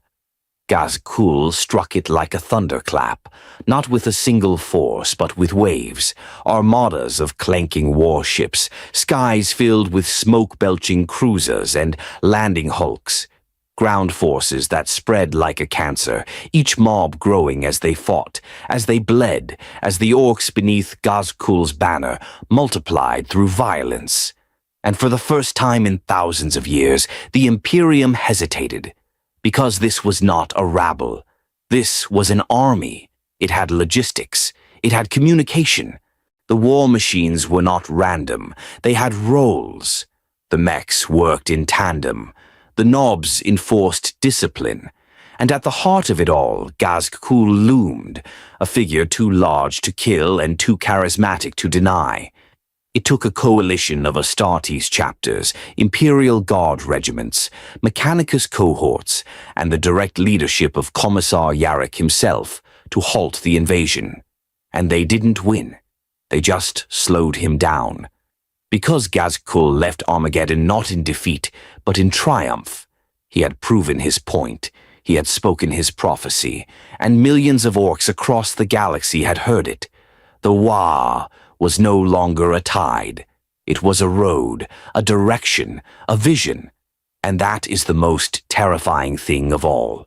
Because the Krork of old were not invincible because of their weapons. They were not gods because of their size. They were apex predators because they had direction. They were bound to a cause, forged for war against a purpose. When that purpose died, they fell apart. Ghazghkull is bringing it back. Not intentionally. He doesn't remember the Krork. He doesn't need to. The code remembers. Every orc carries a genetic blueprint written by the old ones, a script that defines not just biology, but destiny. And Ghazghkull, by some cruel miracle, has found the activation phrase, belief. Every word he speaks feeds the field. Every victory sharpens the signal. Every orc that joins his banner becomes a tuning fork, resonating to the same frequency. And what that frequency says is simple. We was bigger once. We can be again. His current forces span hundreds of worlds. They do not drift aimlessly, they march. They follow a path only Ghazghkull seems to understand. It leads him not to the heart of the Imperium, not toward Terra, but toward something older. Some inquisitors believe he's headed for a place where the old ones once walked. Others believe he seeks out ancient Krork thrones. A few whisper that he's listening for a signal, a call buried in the warp itself, waiting to reactivate the code. One radical theory, logged and sealed by the Ordo Xenos, purged by inquisitorial order, suggests Ghazghkull is not truly alive. That his body is a relay, his mind a channel, built not for command but for awakening. Not the Orks, the Krork, and every war he wages, every wah he leads, is just a test broadcast. He is, quite literally, the mouth of a god not yet reborn. The galaxy does not understand this. They still treat Ghazghkull as a threat to be contained, a war boss to be killed. But Ghazghkull cannot die, because if he does, another will rise, and another, and another, not because he is a person, but because he is a concept, the next step in the orc evolutionary chain, not because of some random mutation or artificial tampering, because the orcs are ready. They're always ready. What they need is the voice, and Ghazghkull is that voice. Louder with every battle, sharper with every kill. He has already done the impossible. He's brought order to anarchy. He's made the orcs look up and see something more than just the next fight. He's made them remember. And if that memory ever fully takes hold, if the orcs start to rebuild not just ships but civilization, if they remember what they used to be, then the galaxy won't be overrun. It will be reclaimed. By giants, by monsters, by the Krork, and Ghazghkull will stand at their head, not as king, not as god, but as the first note in the song of war they were always meant to sing, and the galaxy will burn to the rhythm of a voice that never should have spoken again. Every species leaves behind its relics. The Eldar leave wraithbone cities humming with sorrow. The Necrons leave tombs of dead metal, untouched by time. Humanity litters the stars with cathedrals made of steel and corpses, rusting testaments to their struggle for meaning. The Krork leave glyphs, not words, not language as we understand it, but impressions, symbols that do not communicate by syntax, but by impact. They are carved into asteroid faces, hammered into bunker walls, stitched in flame across the sky by crude fighter exhaust. To a human, they appear as nonsense, random etchings, crude graffiti. But they are not nonsense. They are memory. The glyphs are not messages in the traditional sense. They are activation keys, fragments of an ancient machine, biological, psychic, metaphysical, that was once the Krork mind. We thought the Krork were extinct. We thought the orcs were degenerate. But the glyphs tell a different story. One whispered in rust and blood and green, because the glyphs are still working. They do not need to be understood. They do not speak to anyone. They shape. They guide. Like the grooves in a riverbed shape the flow of water, the glyphs shape thought, Orc thought. And through it, Krork memory. Take the symbol known to some xenolinguists as Da Big One. It appears in thousands of war zones across thousands of years. Always the same shape, an oval with jagged lines like teeth, a crude crown above it, and a thunderbolt behind. No orc can explain what it means. They don't need to. When it appears, they fight harder, they rally around it, they build bigger. And when they chant before battle, they don't chant the name of a war boss. They chant the shape. They draw it in blood, burn it into walls, etch it into the hulls of their ships. Not because they're told to, because something in them remembers. It's not magic. It's not culture. It's code. The glyphs are the residue of Krork architecture, not physical architecture, but mental, psychic, behavioral. When the Krork were built, they were programmed for war, not with data sheets and training, but with instinctive symbology, visual anchors, mnemonic triggers, glyphs that, when seen or repeated, realign their neural pathways. Imagine it. A species so perfectly engineered that even art functions as a genetic switch. And these switches are still out there. They were left behind, carved into dead moons, burned into the surfaces of shattered void stations, hidden in the orbit of forgotten planets. The Orks do not recognize them as relics. They treat them as natural, foundational, like gravity or hunger. And that's what they are. To an Orc, glyphs aren't symbols. They're laws. And when enough of them appear in one place, when enough Orcs see the same shapes, chant the same patterns, something happens. Not every time, but sometimes. Sometimes they change. Not all at once, not visibly, but gradually. They start building weapons more like the ones seen in Krork ruins. They speak with more cohesion. Their leadership structures stabilize. They follow not just the biggest, but the one who matches the glyphs. The one who feels right, the one who fits the shape of the past. We have seen it happen. On Karov Primaris, during a decades-long conflict with the Steel Brethren Astartes chapter, Orc forces were observed building pyramidal structures topped with glyph-covered obelisks. The chapter librarian reported that the Orcs began referring to the site not as a fortress, but as a think-in place. Within weeks, the warband's mech boys began creating energy weapons with actual containment fields. Their weird boys channeled the Wah with precision, targeting specific Imperial commanders. The Orcs stopped infighting entirely for 3 standard months, a record unmatched in modern history. Then the glyphs disappeared, burned in a ritual, shattered in a squabble. No one knows why. And within hours the Orcs devolved. The pyramid was forgotten. The structures collapsed into rubble. The warband splintered. The shape was lost. But the glyph had worked. We don't know how many exist. Thousands, surely. Some suggest tens of thousands. Most remain dormant. But others are live, triggering mutations of thought and form within the Orc psyche that ripple outward across entire sectors. One inquisitorial black dossier speaks of a deep space monolith found drifting beyond the galactic rim. A single slab, 30 meters tall, covered in glyphs that emit no light, no radiation, no known signal. But when viewed directly, low-level human psychers experience headaches, nausea, and in one case, spontaneous bleeding from the eyes. An Orc brought into visual contact with the glyphs immediately began to grow.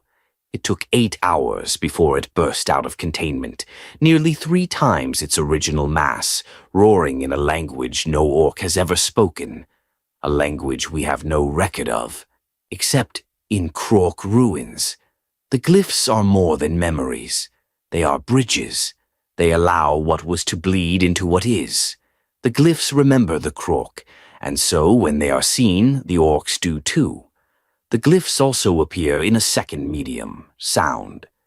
Chants, drum patterns, battle roars. There are confirmed instances where orc mobs begin to shout in rhythm, chanting syllables they claim just feel right. These chants, when recorded and slowed, match acoustic vibrations found in Krork-era war relics. It's not speech, it's priming. It's the start of reassembly. It's how the machine begins to rewire itself. The Krork were not just soldiers. They were designed organisms, redundant, self-healing, and most terrifyingly self-restoring. They did not need to pass on knowledge, they passed on triggers. And those triggers were encoded in their symbols, in their battle cries, in the very way they moved through the world. The Orks, though degraded, still respond, because the glyphs are still alive. Some Orks worship them. They build shrines around particularly loud glyphs. They chant for hours. They fight in the glyph's shadow. These aren't religious acts. They're compulsions. The glyphs are not gods. They are switches. And we've let them sit in the dark too long, because here's the secret no one wants to admit. We can't stop the glyphs. We can't understand them. We don't know how many more are hidden on dead worlds, waiting to be uncovered by an orc warband that stumbles into memory. Each glyph is a key. Each glyph is a step. And the more steps they take, the closer they come to becoming what they once were, what they were meant to be. The Krork are not gone. They are remembering. Not through words, not through thought, but through shapes. And the galaxy, in its endless churn of war and ruin, is the perfect page upon which those shapes can be drawn once more. There are vaults across the stars that humanity doesn't speak of, not because of secrecy, but because of shame. Vaults buried beneath the crust of dead worlds, sealed behind adamantium doors, and silenced by ancient oaths. Places where the tech priests of Mars do not offer prayer, but tremble. Where no servo skull dares hum, and no data tether is allowed to whisper. Because the things held within those vaults do not belong to man. They belong to something older, something louder, something green. We call it orc technology, a misnomer born of arrogance and necessity. Because what we find scattered across ruined battlefields and derelict hulks, what we watch stitched together by cackling mechs and wild-eyed grot welders, is not truly orc. It is Krork, misused, mistranslated, misremembered, but unmistakable, and sometimes in the dark, it works too well. Let me tell you of Vault Cantar Delta 7, located beneath the ice-caked ridges of Lucius's forgotten southern pole, not part of the primary forge complex, not even listed in the Librarius Mechanicum's deepest redacted scrolls. It was found by accident during a resource extraction mission nearly 3 millennia ago. What the excavation crew uncovered was a chamber of blackstone, hex-carved and humming with residual power. The walls bore marks that were initially thought to be crude orc scrawl, until the adepts realized the glyphs predated the Great Crusade by tens of millions of years. Inside the chamber stood machines, not active, but not dead. One resembled a war engine, a bipedal construct easily rivaling an Imperial Knight in mass and height. Its plating was not bolted, but grown, layers of mineral-enriched metal fused into bone-like architecture. Its cockpit, or what served as one, was empty, but the cables leading into it were not mechanical. They were organic, like the roots of a tree embedded in the spinal column of a god. No one could open it, not the Mechanicus, not even the psychic key bond of a full Magos Dominus. But when a feral orc was brought into the vault, captured from a skirmish nearby, the machine shivered. Not metaphorically, not spiritually. It moved, no contact, no interface, just presence. The orc died screaming, so did 3 adepts. But the machine pulsed for 7 days afterward, emitting low-frequency waves that scrambled noospheric systems across the planet's southern hemisphere. For weeks, Lucius experienced techno-ghosts, mechadendrites acting without command, data slates overwriting their own prayers, vox channels repeating orc war chants that no one had ever taught them. The vault was resealed. The Adeptus Mechanicus declared the site haunted by scrap code. They erased all surviving pick captures. And then they lied. They said it was Necron tech. They filed it away under Xeno category Theta Rho. But the glyphs didn't match Necron. The resonance didn't match Necron. And most damning of all, the shape of the machine matched old Eldar star charts. Krork. Because here is what most in the Imperium still refuse to admit. The Orks do not invent. They reconstruct. Imperfectly. Blindly. With sparks instead of blueprints. But they are not making new machines. They are dreaming of old ones. And sometimes their dreams get close. The mechs, those insane grease-soaked tinkerers who treat fusion cores like toys, are not savants. They are mediums. They channel the fragments of a design so ancient that even they don't understand why it works. When they slap together a cannon that fires moon-sized shells through the warp, they're not being clever. They're being haunted. Every blueprint in a mech's skull is a ghost of something the Krork once built. And those ghosts are real. Across the galaxy, similar stories repeat. On the dead moon of Golgotha Minor, Imperial surveyors uncovered a subterranean hangar, unlit, unpowered, undisturbed. Inside, they found rows of dormant fighters, triangular in frame, teeth-like plating. Cockpits filled not with chairs or controls, but with thrones of fused bone, no power source, no crew. But when the first servitor drone floated too close, every ship turned to face it. No energy surge, no mechanical movement, just silent, perfect synchronization. The Mechanicus sealed the moon and declared it unsalvageable.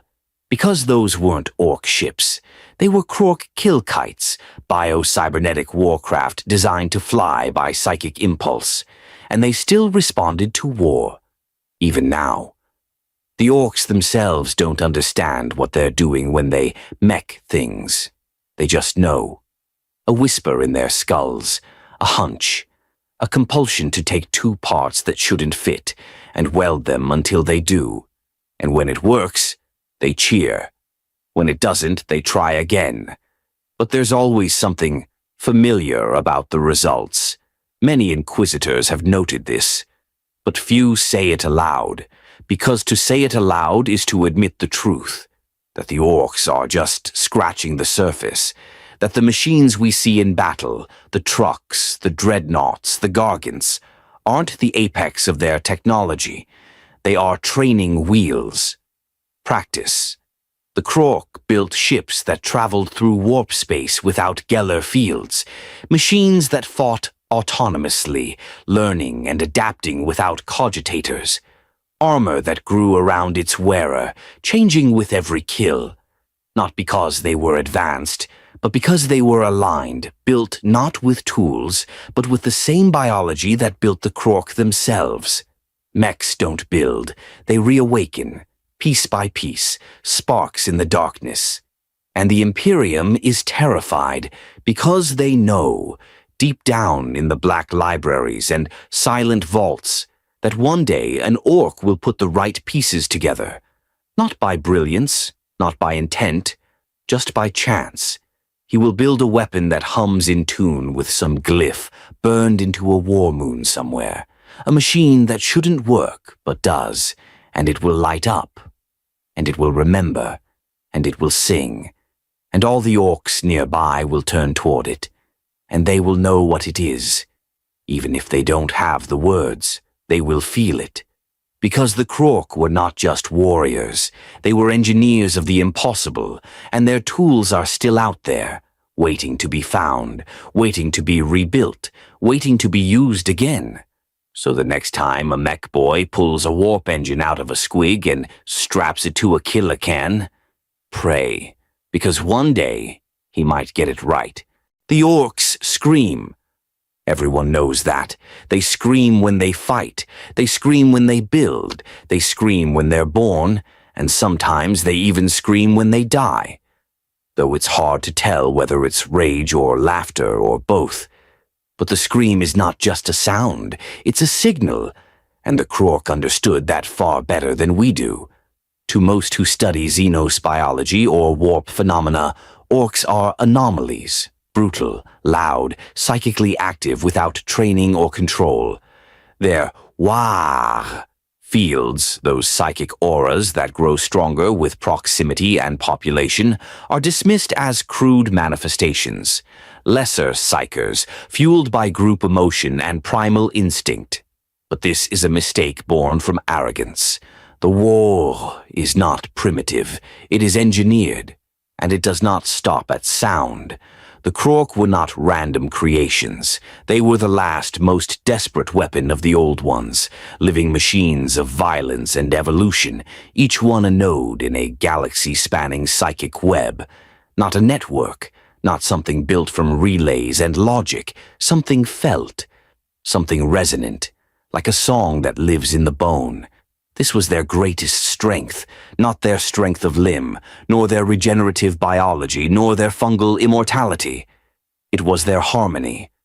Not musical, not artistic, a biological unison, a pulse that beat between them all, unspoken, unconscious, undeniable.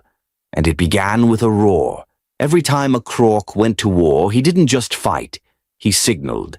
His fury, his rage, his excitement, it poured out into the warp like heat from a star. Alone it was nothing.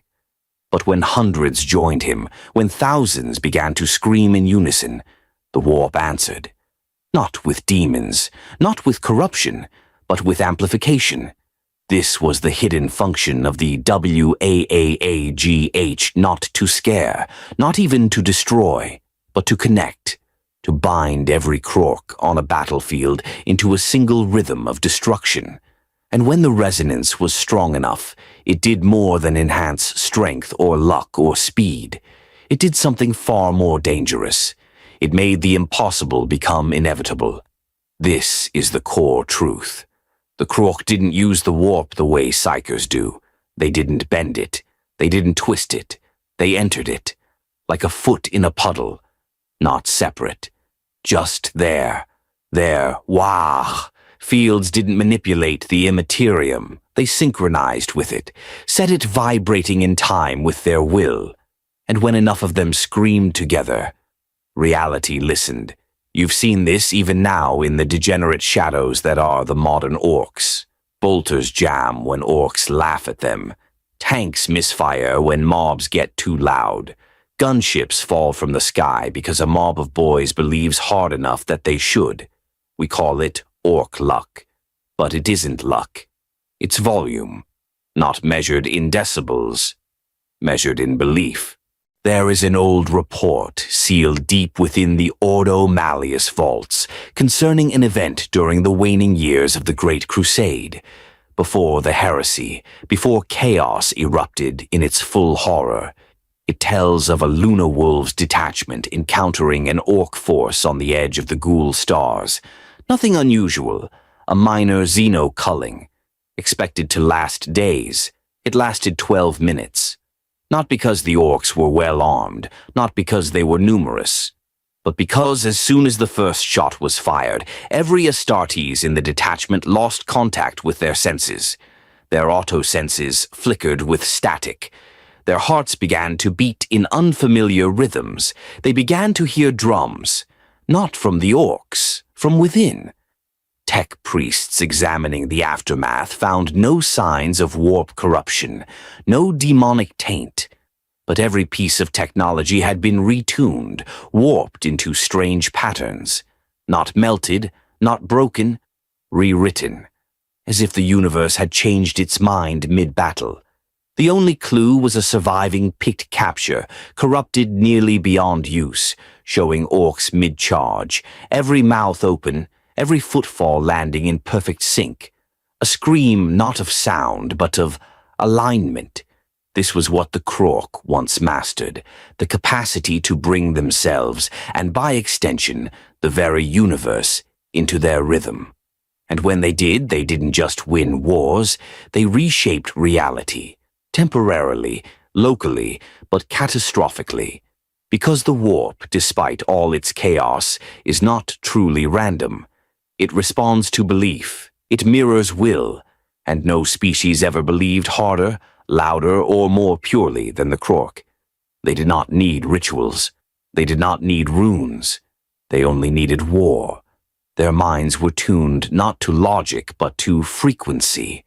Think of them as a choir, one whose song wasn't beautiful, but true, and when they sang together, the universe bent. This is the ultimate horror, and one the Imperium dares not name. That the Krork were not just warriors, they were psionic engines, every wah, not a battle cry, but a broadcast. And as the Orks scream across the stars today, as their numbers rise, as war echoes louder and louder through the Materium, there are signs that the old resonance is returning. Not perfectly, not yet, but the notes are right. You can hear it in the way Gork and Mork are taking form, not as metaphors, but as real warp entities, god-shapes forged not by worship, but by volume. You can see it in the way Ork technology is becoming more consistent, not less. In the way mechs are producing warp engines that should explode, but don't. Not because of ingenuity, but because they believe they won't. And the more Orks believe, the louder they scream. The louder they scream, the more the warp resonates. And the more the warp resonates, the more real their madness becomes. It's already begun. Across the Jericho Reach, Ork warbands have been heard chanting in time. Not the usual chaotic roars, but patterns. Rhythms. Cadences that match warp frequencies logged during the beast's rise. On the fringe of Segmentum Obscurus, a Mechanicus fleet intercepted a transmission that consisted of nothing but low-frequency bass pulses. Harmless, they thought, until the servitors began drumming on the walls in sync, until the warp engines ignited on their own, until the ships vanished. No demons, no signs of attack, just a beat. The Krork do not need to rise in body. They can rise in sound, because that is how they ruled, not through violence, through vibration, through the wag. That was more than a cry. It was a code, an operating system for war written in noise and fury. And even now the Orks continue to scream. Not because they are mindless, but because somewhere something is listening. And when the pitch is right, when the scream becomes a song, the Krork will return. Not as relics, but as a rhythm the galaxy cannot silence. There are truths buried in muscle, secrets carved not into stone tablets or libraries of data, but into the flesh of a species designed for war. The Krork were not taught. They were not raised. They were not even educated in the way most species understand knowledge. They remembered. From the moment they clawed their way out of the spore-laden mud, a Krork knew what it was. Not through cognition, through design. Their very bodies sang with purpose, every cell a verse of a biological gospel, composed by hands long dead. Hands that did not build with tools, but with intention, and a terrifying mastery of biogenesis. To the old ones, knowledge was not something passed between generations. It was imprinted, not with language, but through genetic intuition, the same way an ant knows how to tunnel, a bird how to migrate, a newborn child how to breathe. The Krork were the pinnacle of that doctrine, a war form that did not need to be taught to fight because war was its native language. But what if it went deeper than instinct? What if the Krork did not simply know how to fight, but contained the memories of war itself? What if each generation of Krork wasn't a blank slate, but a palimpsest, a layered text echoing with the experiences, the triumphs, the failings of those who came before? We've seen the hints. A mech boy who suddenly knows how to fuse plasma cores he's never seen. A knob who claims he's been here before on a battlefield older than most stars. A weird boy who channels a name no orc has ever heard, but which still makes his kind fall to their knees. They're not anomalies. They're data recalls. Locked within the Krork genome is a genetic archive, not stored in the double helix of human DNA, but in something older, more dynamic, capable of rewriting itself in real time. It's not memory as we know it. It's reactivation, like echoes in a cavern that never truly fade. And these echoes are growing louder, because the Orks, what's left of the Krork, still carry those genetic libraries, fractured, corrupted, half lost in spore drift and recombination, but not gone, never gone. And the more they fight, the more they bleed, the more they reawaken. Think of their DNA not as a chain, but as a circuit powered by violence. Every skirmish is a surge, every war a surge of heat through the wires, and with each surge more circuits close, more pathways align, more ancient code reboots. This is why orcs grow stronger the more they fight, not just physically, but intellectually. Why mobs grow smarter with each campaign, why their technology becomes more sophisticated even though no one teaches them. Why their culture, such as it is, cycles from primal chaos to militarized discipline and back again, like tides pulled by some unseen moon. That moon is memory, and memory is genetic. On the industrial wreck world of Haldorak 9, during a post-Waya cleanup operation, a squad of Skitari uncovered a clutch of orc spores buried beneath the slag. Normal protocol demanded flame and eradication, but one tech priest defied it, curious to see what would grow in isolation. What emerged were not typical orcs. They were larger, faster, and from the moment of their first breath they spoke in formation, not words, chanting, structured rhythm, as if recalling a mantra they had never been taught. They built tools within days, not crude ones, reinforced, modular. They arranged themselves around a central figure who had not fought for dominance. He had simply been acknowledged. And most chillingly, they drew symbols in the dirt, not glyphs, maps of a battlefield on Ulanor where the beast had once stood. None of them had ever been there. None had even been born when that war occurred, but their flesh remembered. This incident, dubbed the Haldorak reversion, was purged. The tech priest was unmade, the spores were vaporized, but the data remains, locked in a sealed chamber beneath Mars, under the direct jurisdiction of the Fabricator General himself. Its file name? Krork Primogen Reconstruction Theory.ve3. The implications are staggering, because if the Ork's DNA is not static, if it is reactive, if it is awakening, then we are not looking at a species. We are looking at a process. The Krork were not a race, they were a state of being, and the Orks are simply waiting to re-enter that state, waiting for enough input, enough conflict, enough genetic noise to align the code. Some in the Ordo Xenos believe the Krork genome is self-correcting, that it seeks balance. When too many orcs are born and not enough die in battle, their IQ drops, their growth rate slows. A built-in population control, hardwired not through morality but through optimization, because the Krork were designed to dominate, not endlessly breed. Quantity is not their destiny. Quality is. But quality must be earned, triggered, activated, and war is the activator. Not just war against humans, against anything, tyrannids, necrons, demons. The more brutal the conflict, the more Krork-like the Orks become, because their genome is listening, reacting, compiling. And once enough data is gathered, once the right mutations echo across enough war zones, the reassembly begins. Not by artificial manipulation, but by evolutionary default. That's the final horror. The Krork do not need to be rebuilt in a lab. They do not need a scientist or a god or a guiding intelligence. They just need time. They just need input. Every war we fight against them is a data feed. Every slaughter, every siege, every foolish campaign we launch against mere orcs is a signal to the deep archive inside their flesh. And the archive is responding. The glyphs guide it. The technology shapes it. The resonance in the warp strengthens it. But the final piece, the core catalyst, is inside them. It always was.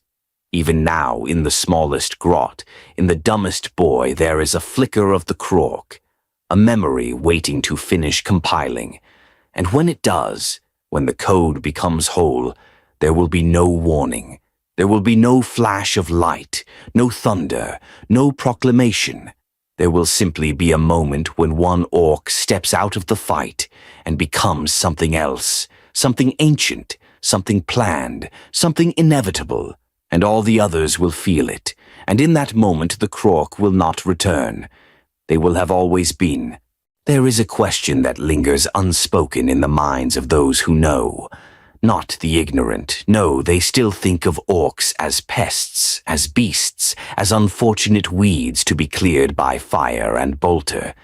But those who have read the sealed scrolls, who have stared into the pict feeds of forgotten vaults and decoded glyphs etched into tomb metal that predates even the Necrons, they understand, and they ask in dread, what happens when it all comes together? Because everything has a pattern, even madness, especially war. And the orcs, no, the Krork, are not a species.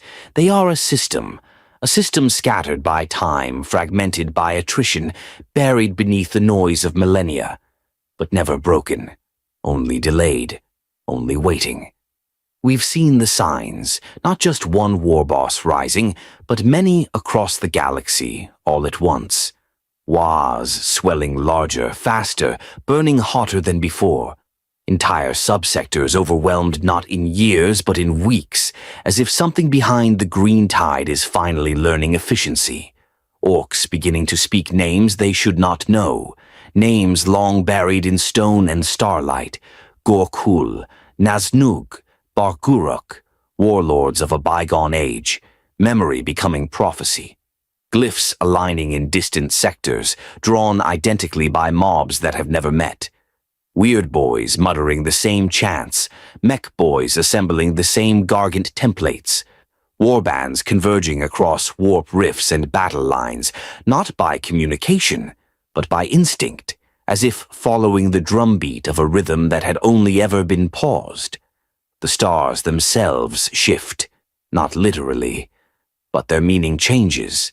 There is an area near the Segmentum Tempestus where every Imperial auger station has begun reporting anomalous green shift, a spectral distortion not accounted for by proximity to stars, gravitational lensing, or known warp storms. Every data reading points to one conclusion. The stars themselves are being filtered, not by gas or light or dust, by belief. Because the Krork, in their ascendancy, did not need astronomy. They did not need to chart the void. They only needed to see it their way. And their way was green. Not a color, a signal, a declaration. We've misunderstood the Orks for so long. We thought their culture was chaos, that their random bursts of unity were just that, random. That their science was nonsense, their magic was noise. But it was all a build-up. It was all convergence, a slow return, like a great machine rebooting one part at a time. Every orc war is a start-up sequence. Every war boss who thinks a little more clearly, every mech who builds something a little too stable, every weird boy who hears a little too clearly. That's another cog turning, another dial aligning. The orcs do not need all the Krork to return at once. They only need one true Krork to step out of the fires of a galactic Wah! Clothed not in scrap and madness, but in the code made flesh. He will not be called boss. He will not roar for battle. He will not need to. He will resonate. And every orc everywhere will feel it. Some will scream. Some will kneel. Some will simply turn and begin marching in the same direction. They will not know why. They will not need to. Because the system has completed. The war form is restored. And the war will no longer be just a tide. It will be a pulse, a unification of sound and shape and mind and motion. The glyphs will burn bright again, not on walls, but in minds. Mech boys will stop guessing and start remembering. Gretchen will sing ancient hymns in languages no throat has uttered in 10 million years. The skies will echo with not just noise but meaning. Every fragment rejoined, every instinct made sharp, every war a data feed complete. And then it begins. Not an invasion, not a crusade, a migration. The Krork were not meant to conquer forever. They were designed to arrive. That was always the flaw. The old ones didn't make soldiers, they made pilgrims. Each war was a step toward the center, toward a convergence point. A place never named in any language we know, but hinted at in a dozen scattered glyphs across the galaxy's edge. A system with no star, but a single shattered world, orbiting an anomaly that cannot be measured. We call it the Black Core. The Krork called it home. A staging ground for the final wah, not of destruction, of proof. Because the Krork were not just meant to fight. They were meant to win, and the only way to win was to keep going until no one else remained, until the galaxy itself turned into a war engine, tuned to one frequency, singing one song. That song is beginning again. We've seen it in the way orcs are beginning to build, not just war machines, but cities. Fortress complexes that resemble nothing like their ramshackle norms. Monuments shaped in the images of beings too symmetrical to be random, too purposeful to be orc. Beings shaped like giants. Reports speak of orc fleets forming corridors, massive convoys traveling in silence across dead space, never attacking, never deviating, as if heading somewhere specific. We try to stop them. We fail, because they don't fight back unless interfered with. They don't need to. They're not on campaign. They're on return. The final convergence won't be a battle. It will be a transformation. The Krork will not fall from the sky or rise from tombs. They will become, one by one, world by world, wah by wah. The stars will turn green. The warp will resonate to a new rhythm, and reality itself will comply, because the Krork were not just weapons of war. They were permissions. Their existence is a command to themselves, to the warp, to the galaxy. And that command is, fight until we remember who we are. Now, at the end of all things, they have. And all that remains is for us to decide, will we resist, or will we simply be the last enemy that teaches them how to win?